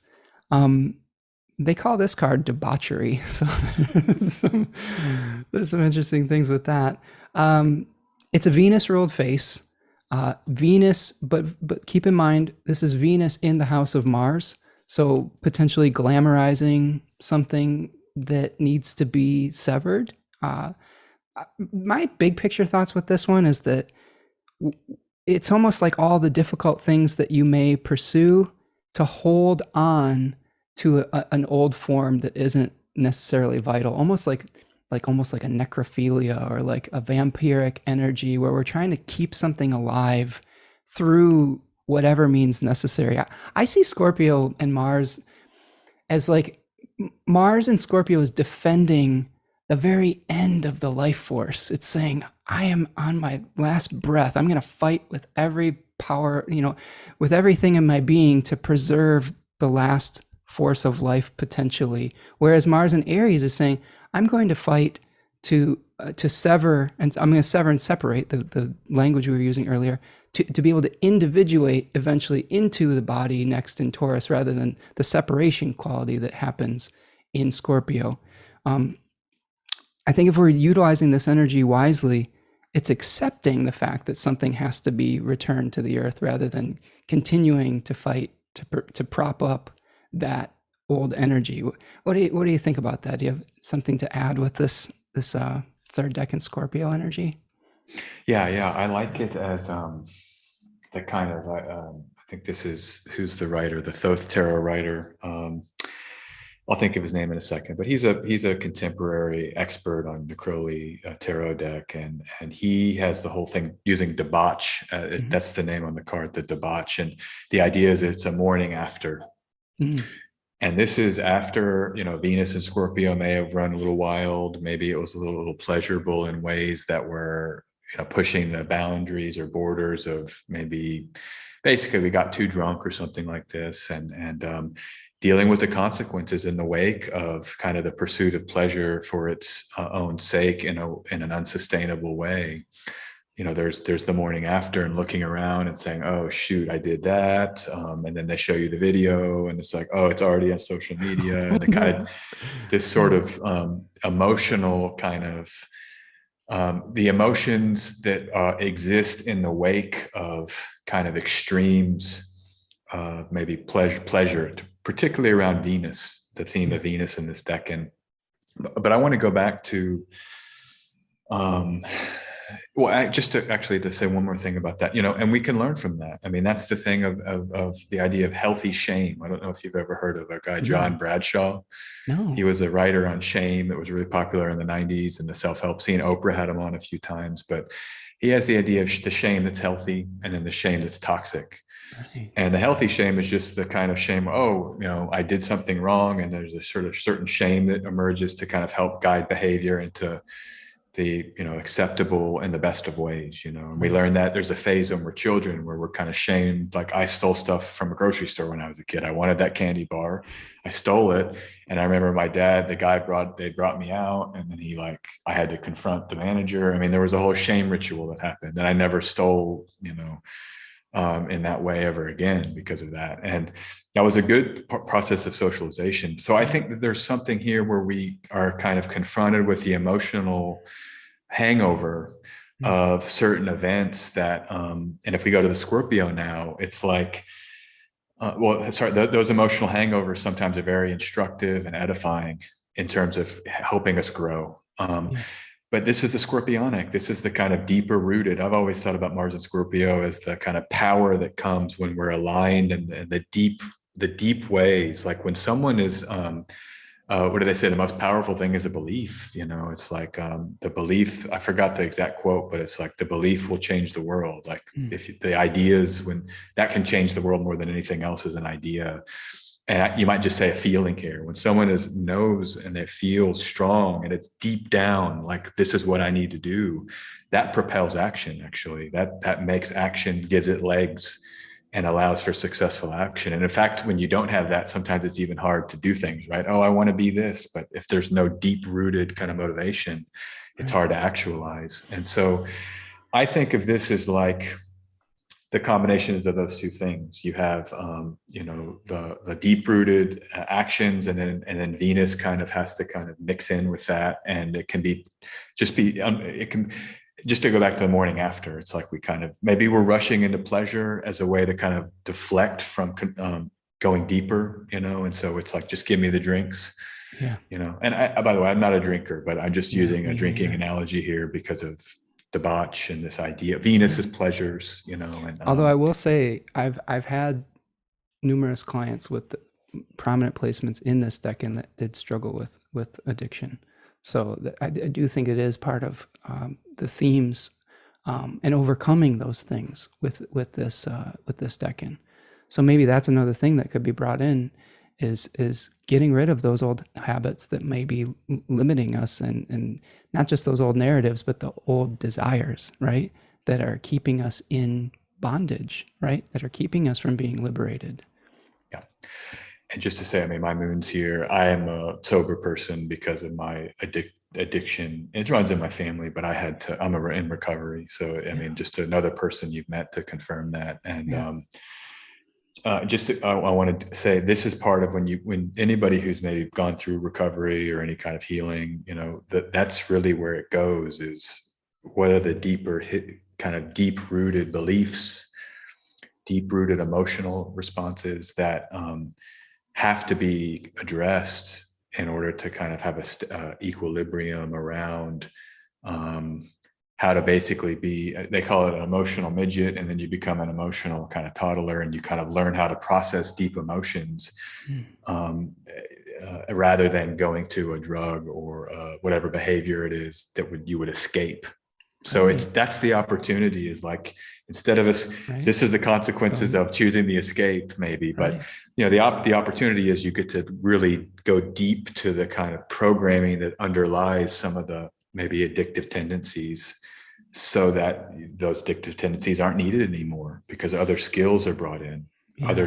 other ways of being are embraced, so SJ, I love what you're saying about shame and the function that a healthy version of some of those, what we consider negative emotions, can be useful. And a lot, Claire, Aligning Light, is talking about this is so true with the shame stuff. I recently was working through some shame about being exploited, and my advisor said, the shame just means I'm never going to allow that thing to happen again. And that helped. Yeah, I feel like every emotion has a purpose. It serves a purpose.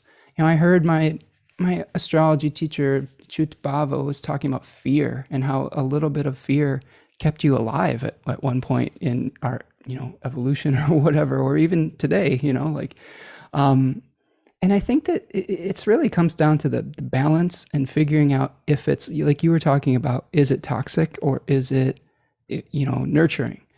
And I think that the mistake that we make is this came up in my Taurus 3 research, my Taurus research in general. This is what Liz Green talks about with the story of King Minos, right? And the Minotaur and the bull, where just very briefly, Minos prayed to Poseidon to be given a sign that he was the rightful heir to his throne because he was competing with his siblings.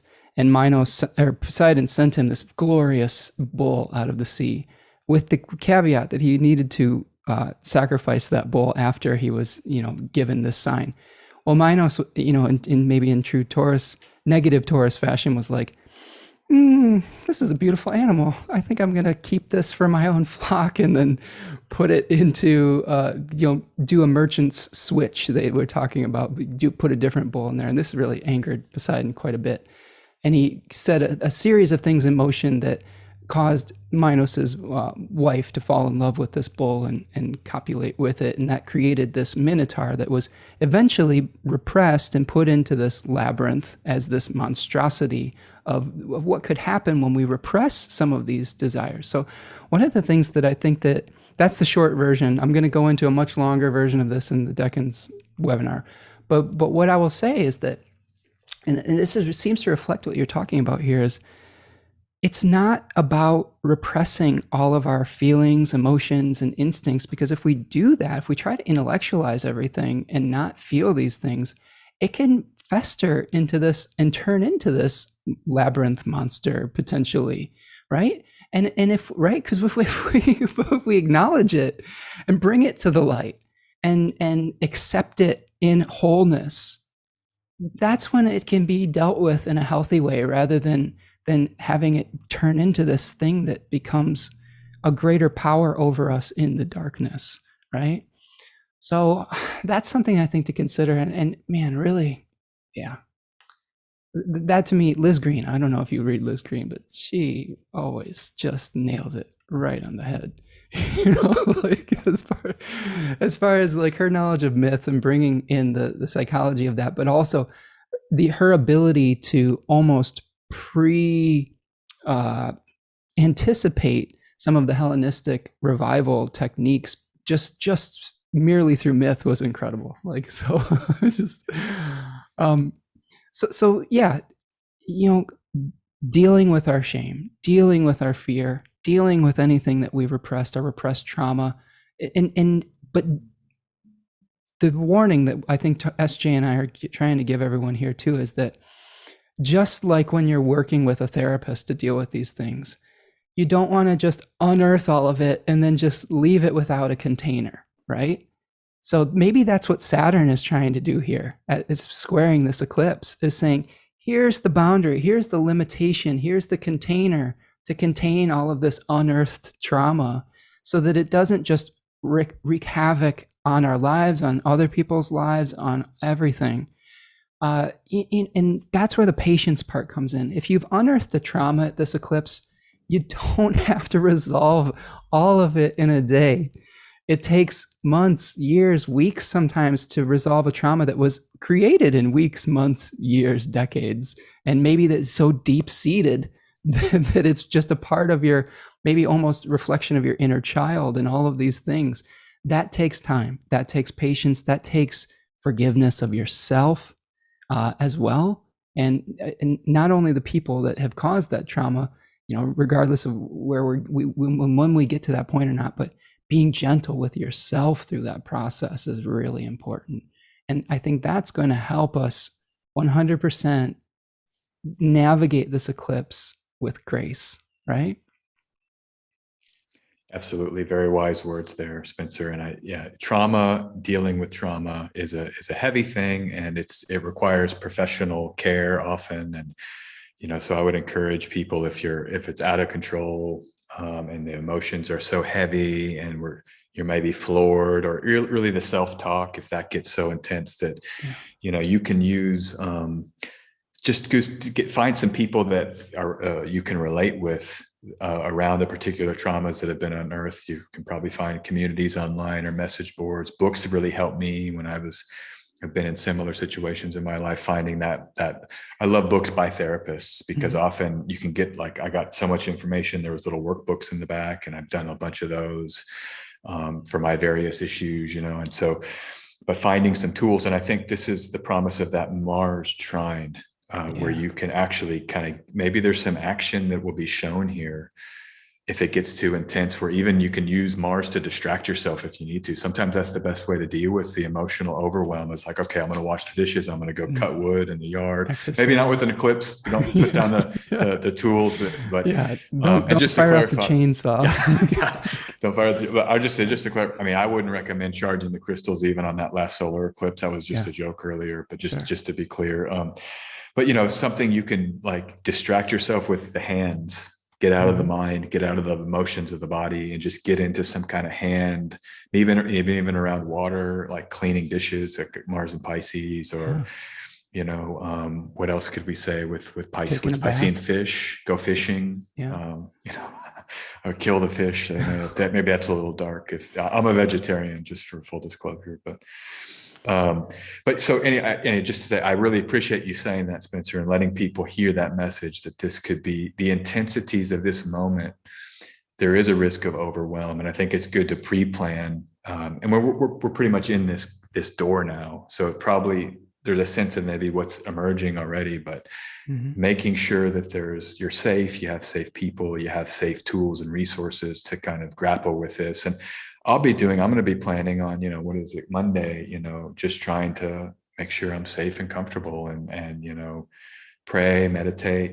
There's mantra work. Ketu mantras are one thing I really like for a Ketu eclipse. I'll probably start putting those on soon, and just, And with K2, is that the one where you'd use Durga? Or do you have a specific? I'm trying to remember. There was something on Sphere and Sundry where they talked about setting up a ritualistic offering to either Durga, the demon slayer. I don't know. I would say go check out Sphere and Sundry's website. There is their treatments of eclipses and ritualistic things of eclipses is really good, and something that I follow along with.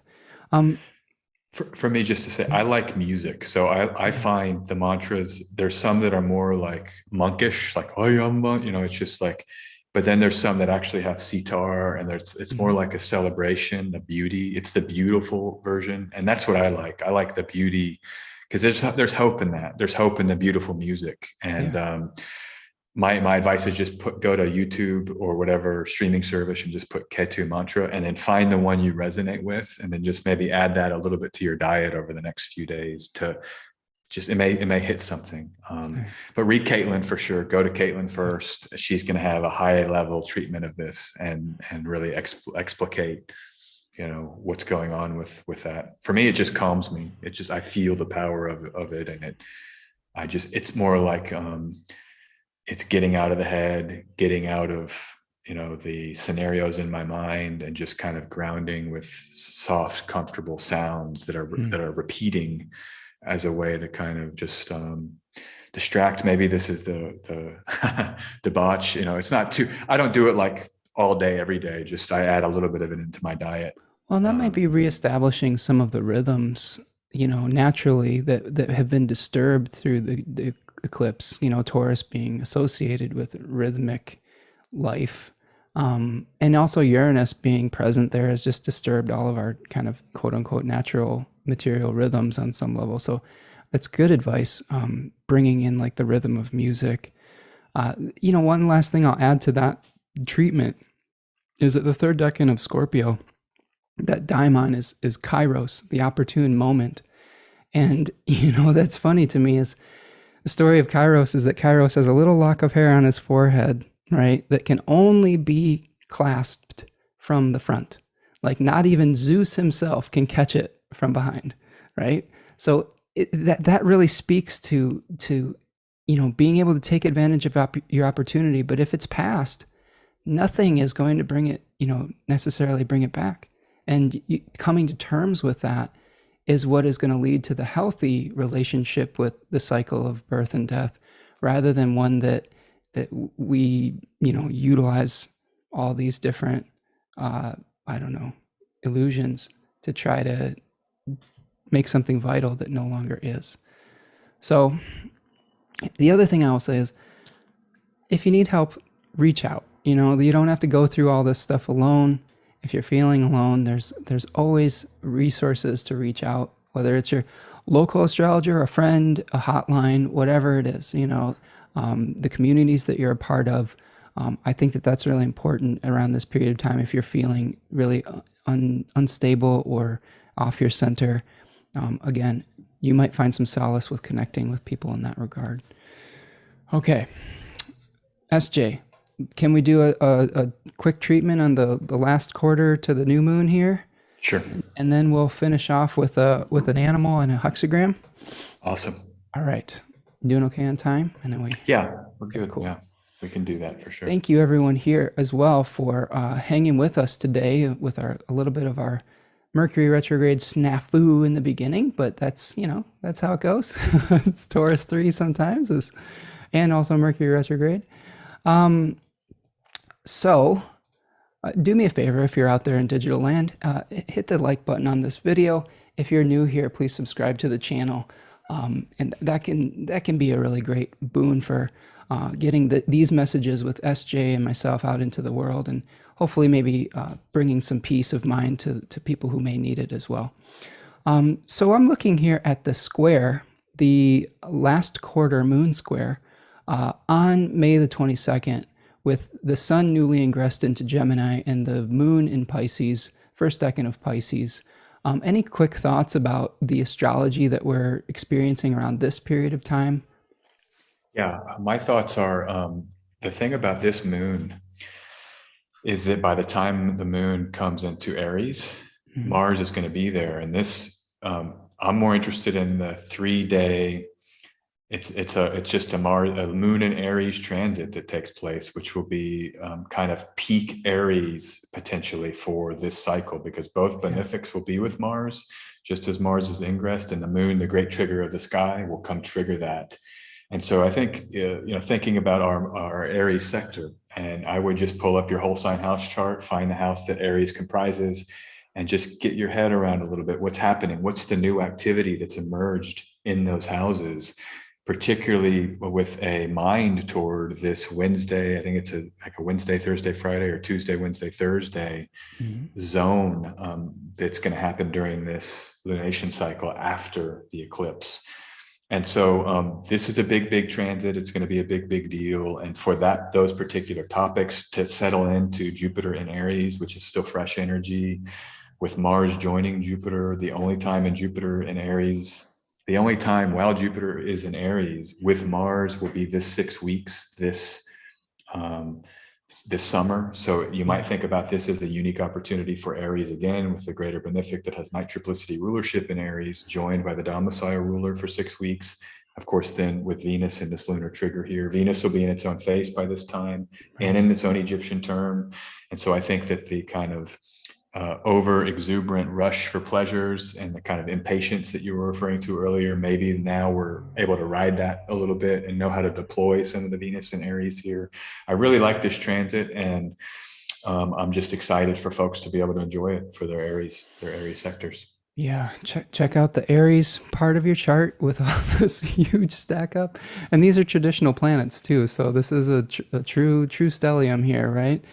And I think that just, if we look at the couple days prior to that, last quarter moons are always sort of these, according to Dane Rudyard, these kind of existential crises where we're trying to maybe let something go or shift a perspective towards whatever wants to happen or be born at the new cycle.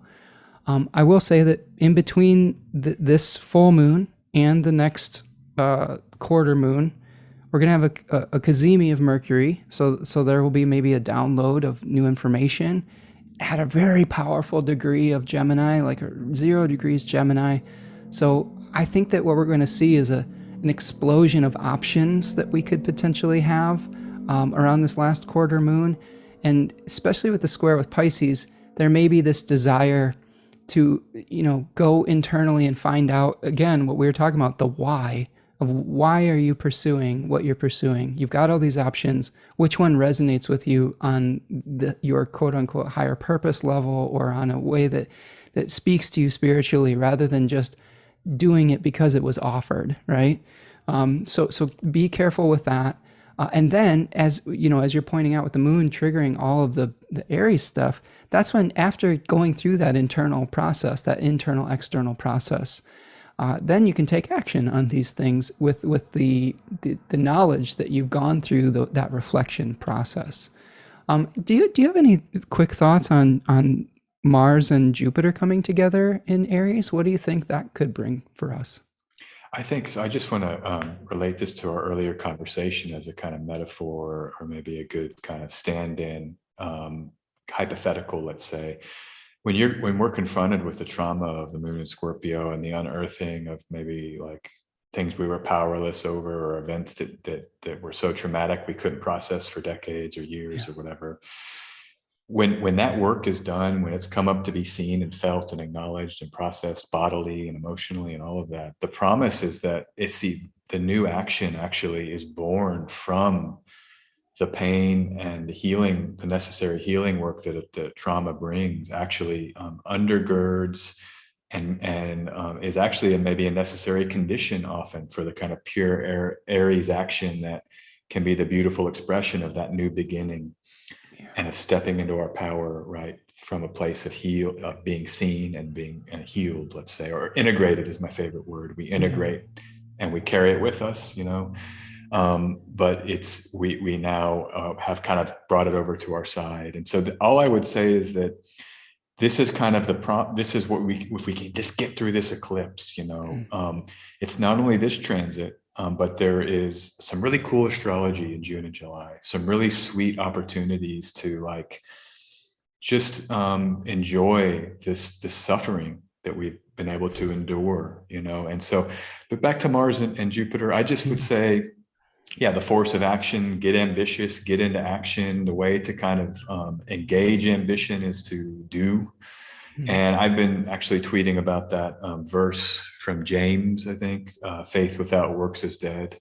Yeah. So now it's the works time to kind of, and I don't mean to, the Christian tradition is problematic. A lot of us grew up in that and there's issues with it, but I've always loved that idea that we clarify what the belief is, but that the only way to really show and evidence a clarification is to actually start acting. What do they say? Like, show me what you do and I'll know you more than if you just tell me what you think. It's like your actions are really evidence of what our beliefs are. Our actions are evidence of what our beliefs are. So I'm thinking this would be a great time for some of that alignment. And we've talked about this already, but these openings, I don't know, show me who I am, change my belief system. Now that's going to kind of align into some of the tangible action. So really what we've already said is kind of would be some of my major thoughts. I'll have to check in with you, SJ, because this is an angular stack up for you. It is. There's be some interesting learning experiences from there, I'm sure. So I'll have to check in with you around the end of May here. Please do. Okay, and then just to wrap up the astrological part of it, I will have another guest coming on that I'm still in the process of booking for this next new moon, which we see in Gemini. So this lunar cycle that we're going through will be completed and reborn on May the 30th at 9 degrees of Gemini. So potentially a new way to diversify your interests, or to a new learning period or something of that nature. Venus will be out of Aries and in her own domicile. So this seems to be a little bit more of an improvement potentially as far as like getting along with people. so there you go.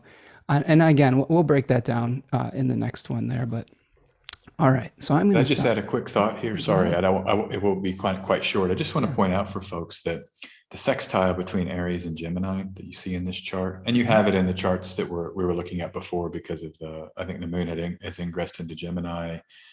It is in Gemini when that Aries stellium that I was just that we were just looking at.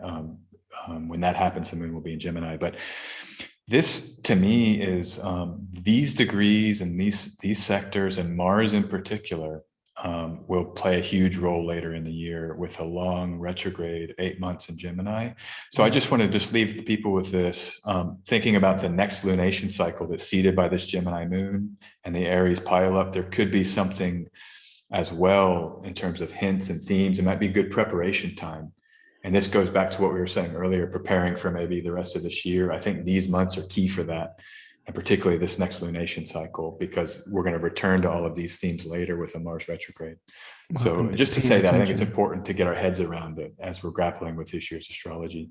Well, yeah, and that's great advice, because if you potentially pay more attention around this period of time, and maybe even slow down a little bit, there may be less to unravel when Mars turns retrograde in Gemini.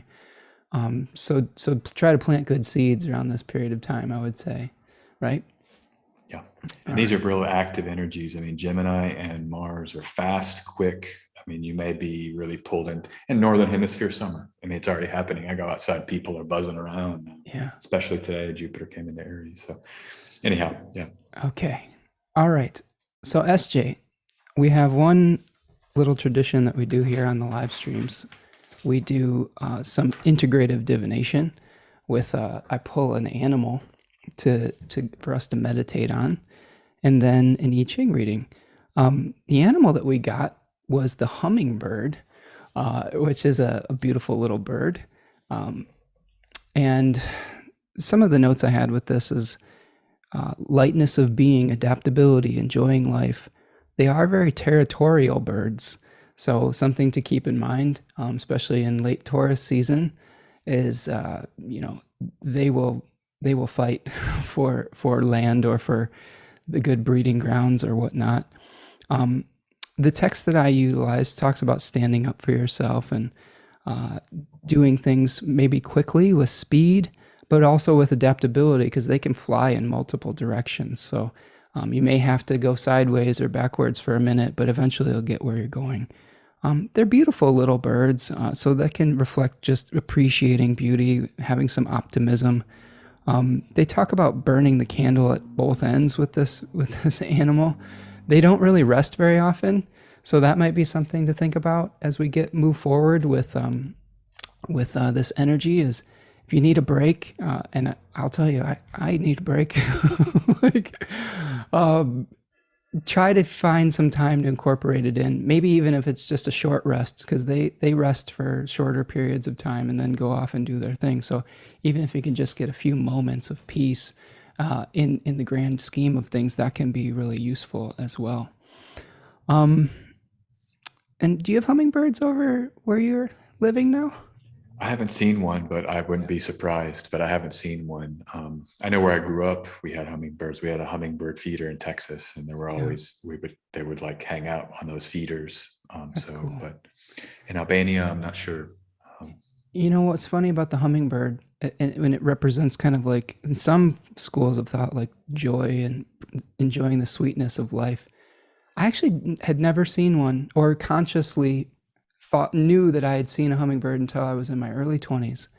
And I meditated on that, and I was like, wow, maybe I've been viewing the world through this negative lens for such a long period of time. And maybe now I'm only into my burgeoning adulthood, able to appreciate some of the beauties of life. So maybe that's something, a message with that as well.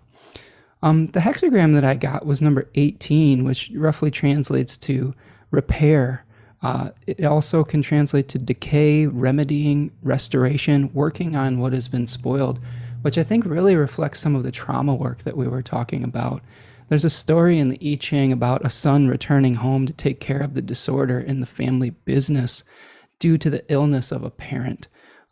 So delay or corruption produced by past practices, man, that really works with Taurus 3. Like maybe there's something that we did that wasn't well thought out that we're going to have to repair, and we're going to have to go and remedy this, maybe through prayer, maybe through hard physical work, who knows.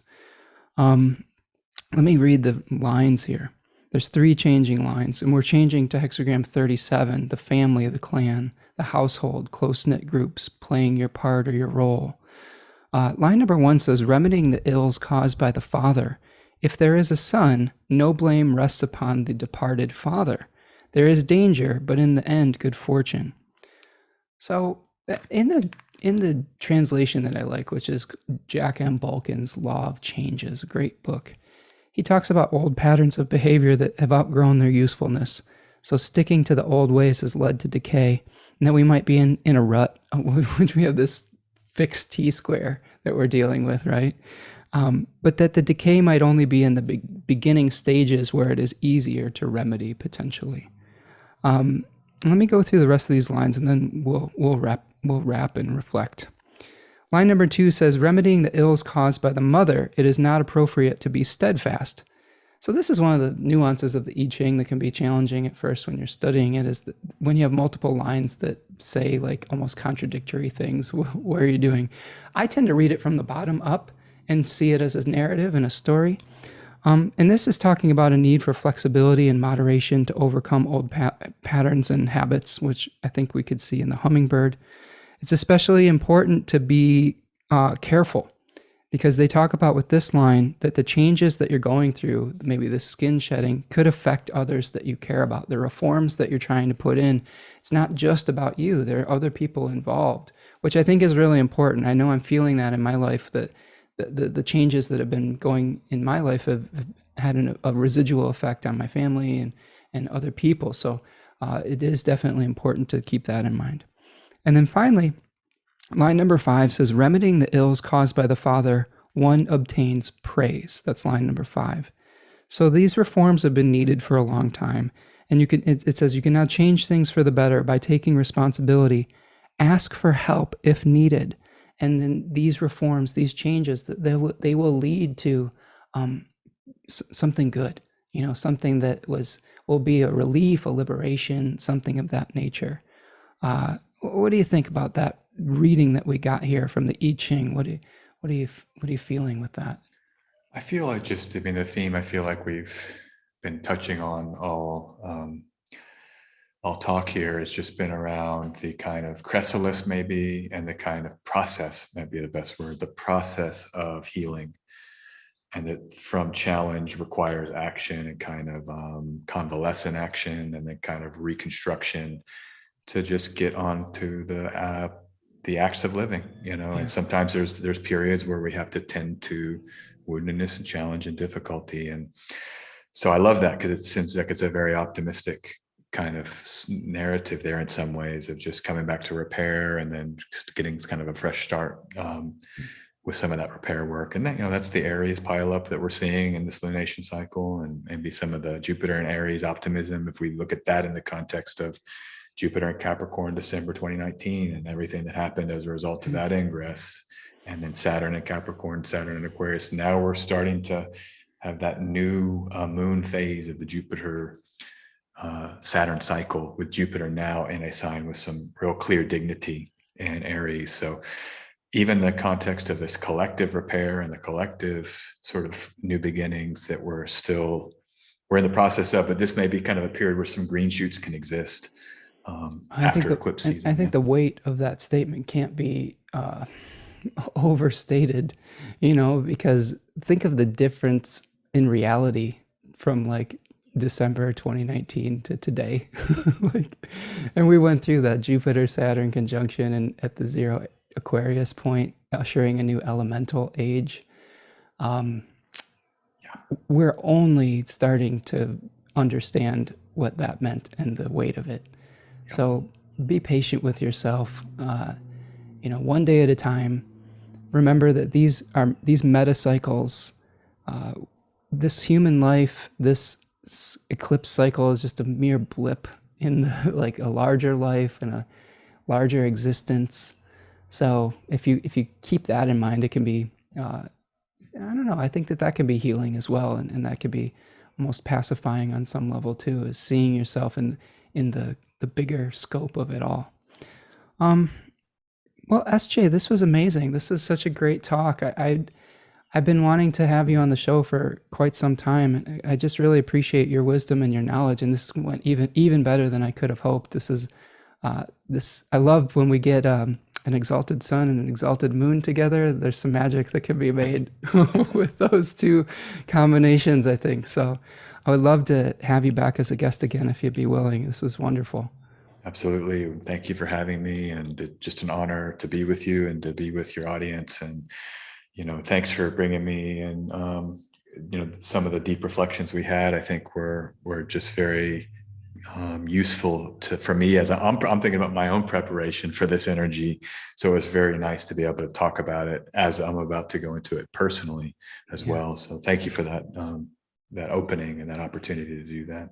Oh, it's my pleasure. And thank you for bringing, just the practicality and wisdom into it as well. And the healing that you're bringing to the table is really, really a beautiful thing. So visit SJ, www.sjanderson with an O at the end, 144.com. And also follow him at Twitter and Instagram with that same handle. And support his work, because man, I can only imagine getting a reading from you. We'll have to trade readings or something, because you're really great, man. So thank you so much for being here today. Thank you everybody in the audience that bared with some of our technical difficulties and then added so many beautiful comments. I'm just kind of going back through all this wonderful chat. I'm going to have to go through and in Mercury retrograde style read through this entire chat too, because there's so much good stuff going on there. So grateful for all of you as a community. Do me a huge favor if you can like this video and subscribe if you're not a subscriber. That can be great to get this message out to the masses. And sign up for the Decans of Taurus if you want to go on an even deeper dive with Taurus. So that's what I've got for you today. Again, thank you so much. Be gentle with yourselves. Remember that this is, probably going to bring up some stuff. And if you're patient with yourself and with other people, you'll get through it gracefully. And it'll be the dawn of maybe a new narrative, a new start, right? And that could be a beautiful, liberating thing. So thank you so much. I appreciate all of you today. Thank you, SJ. And we'll see you next time, my friends. Take care.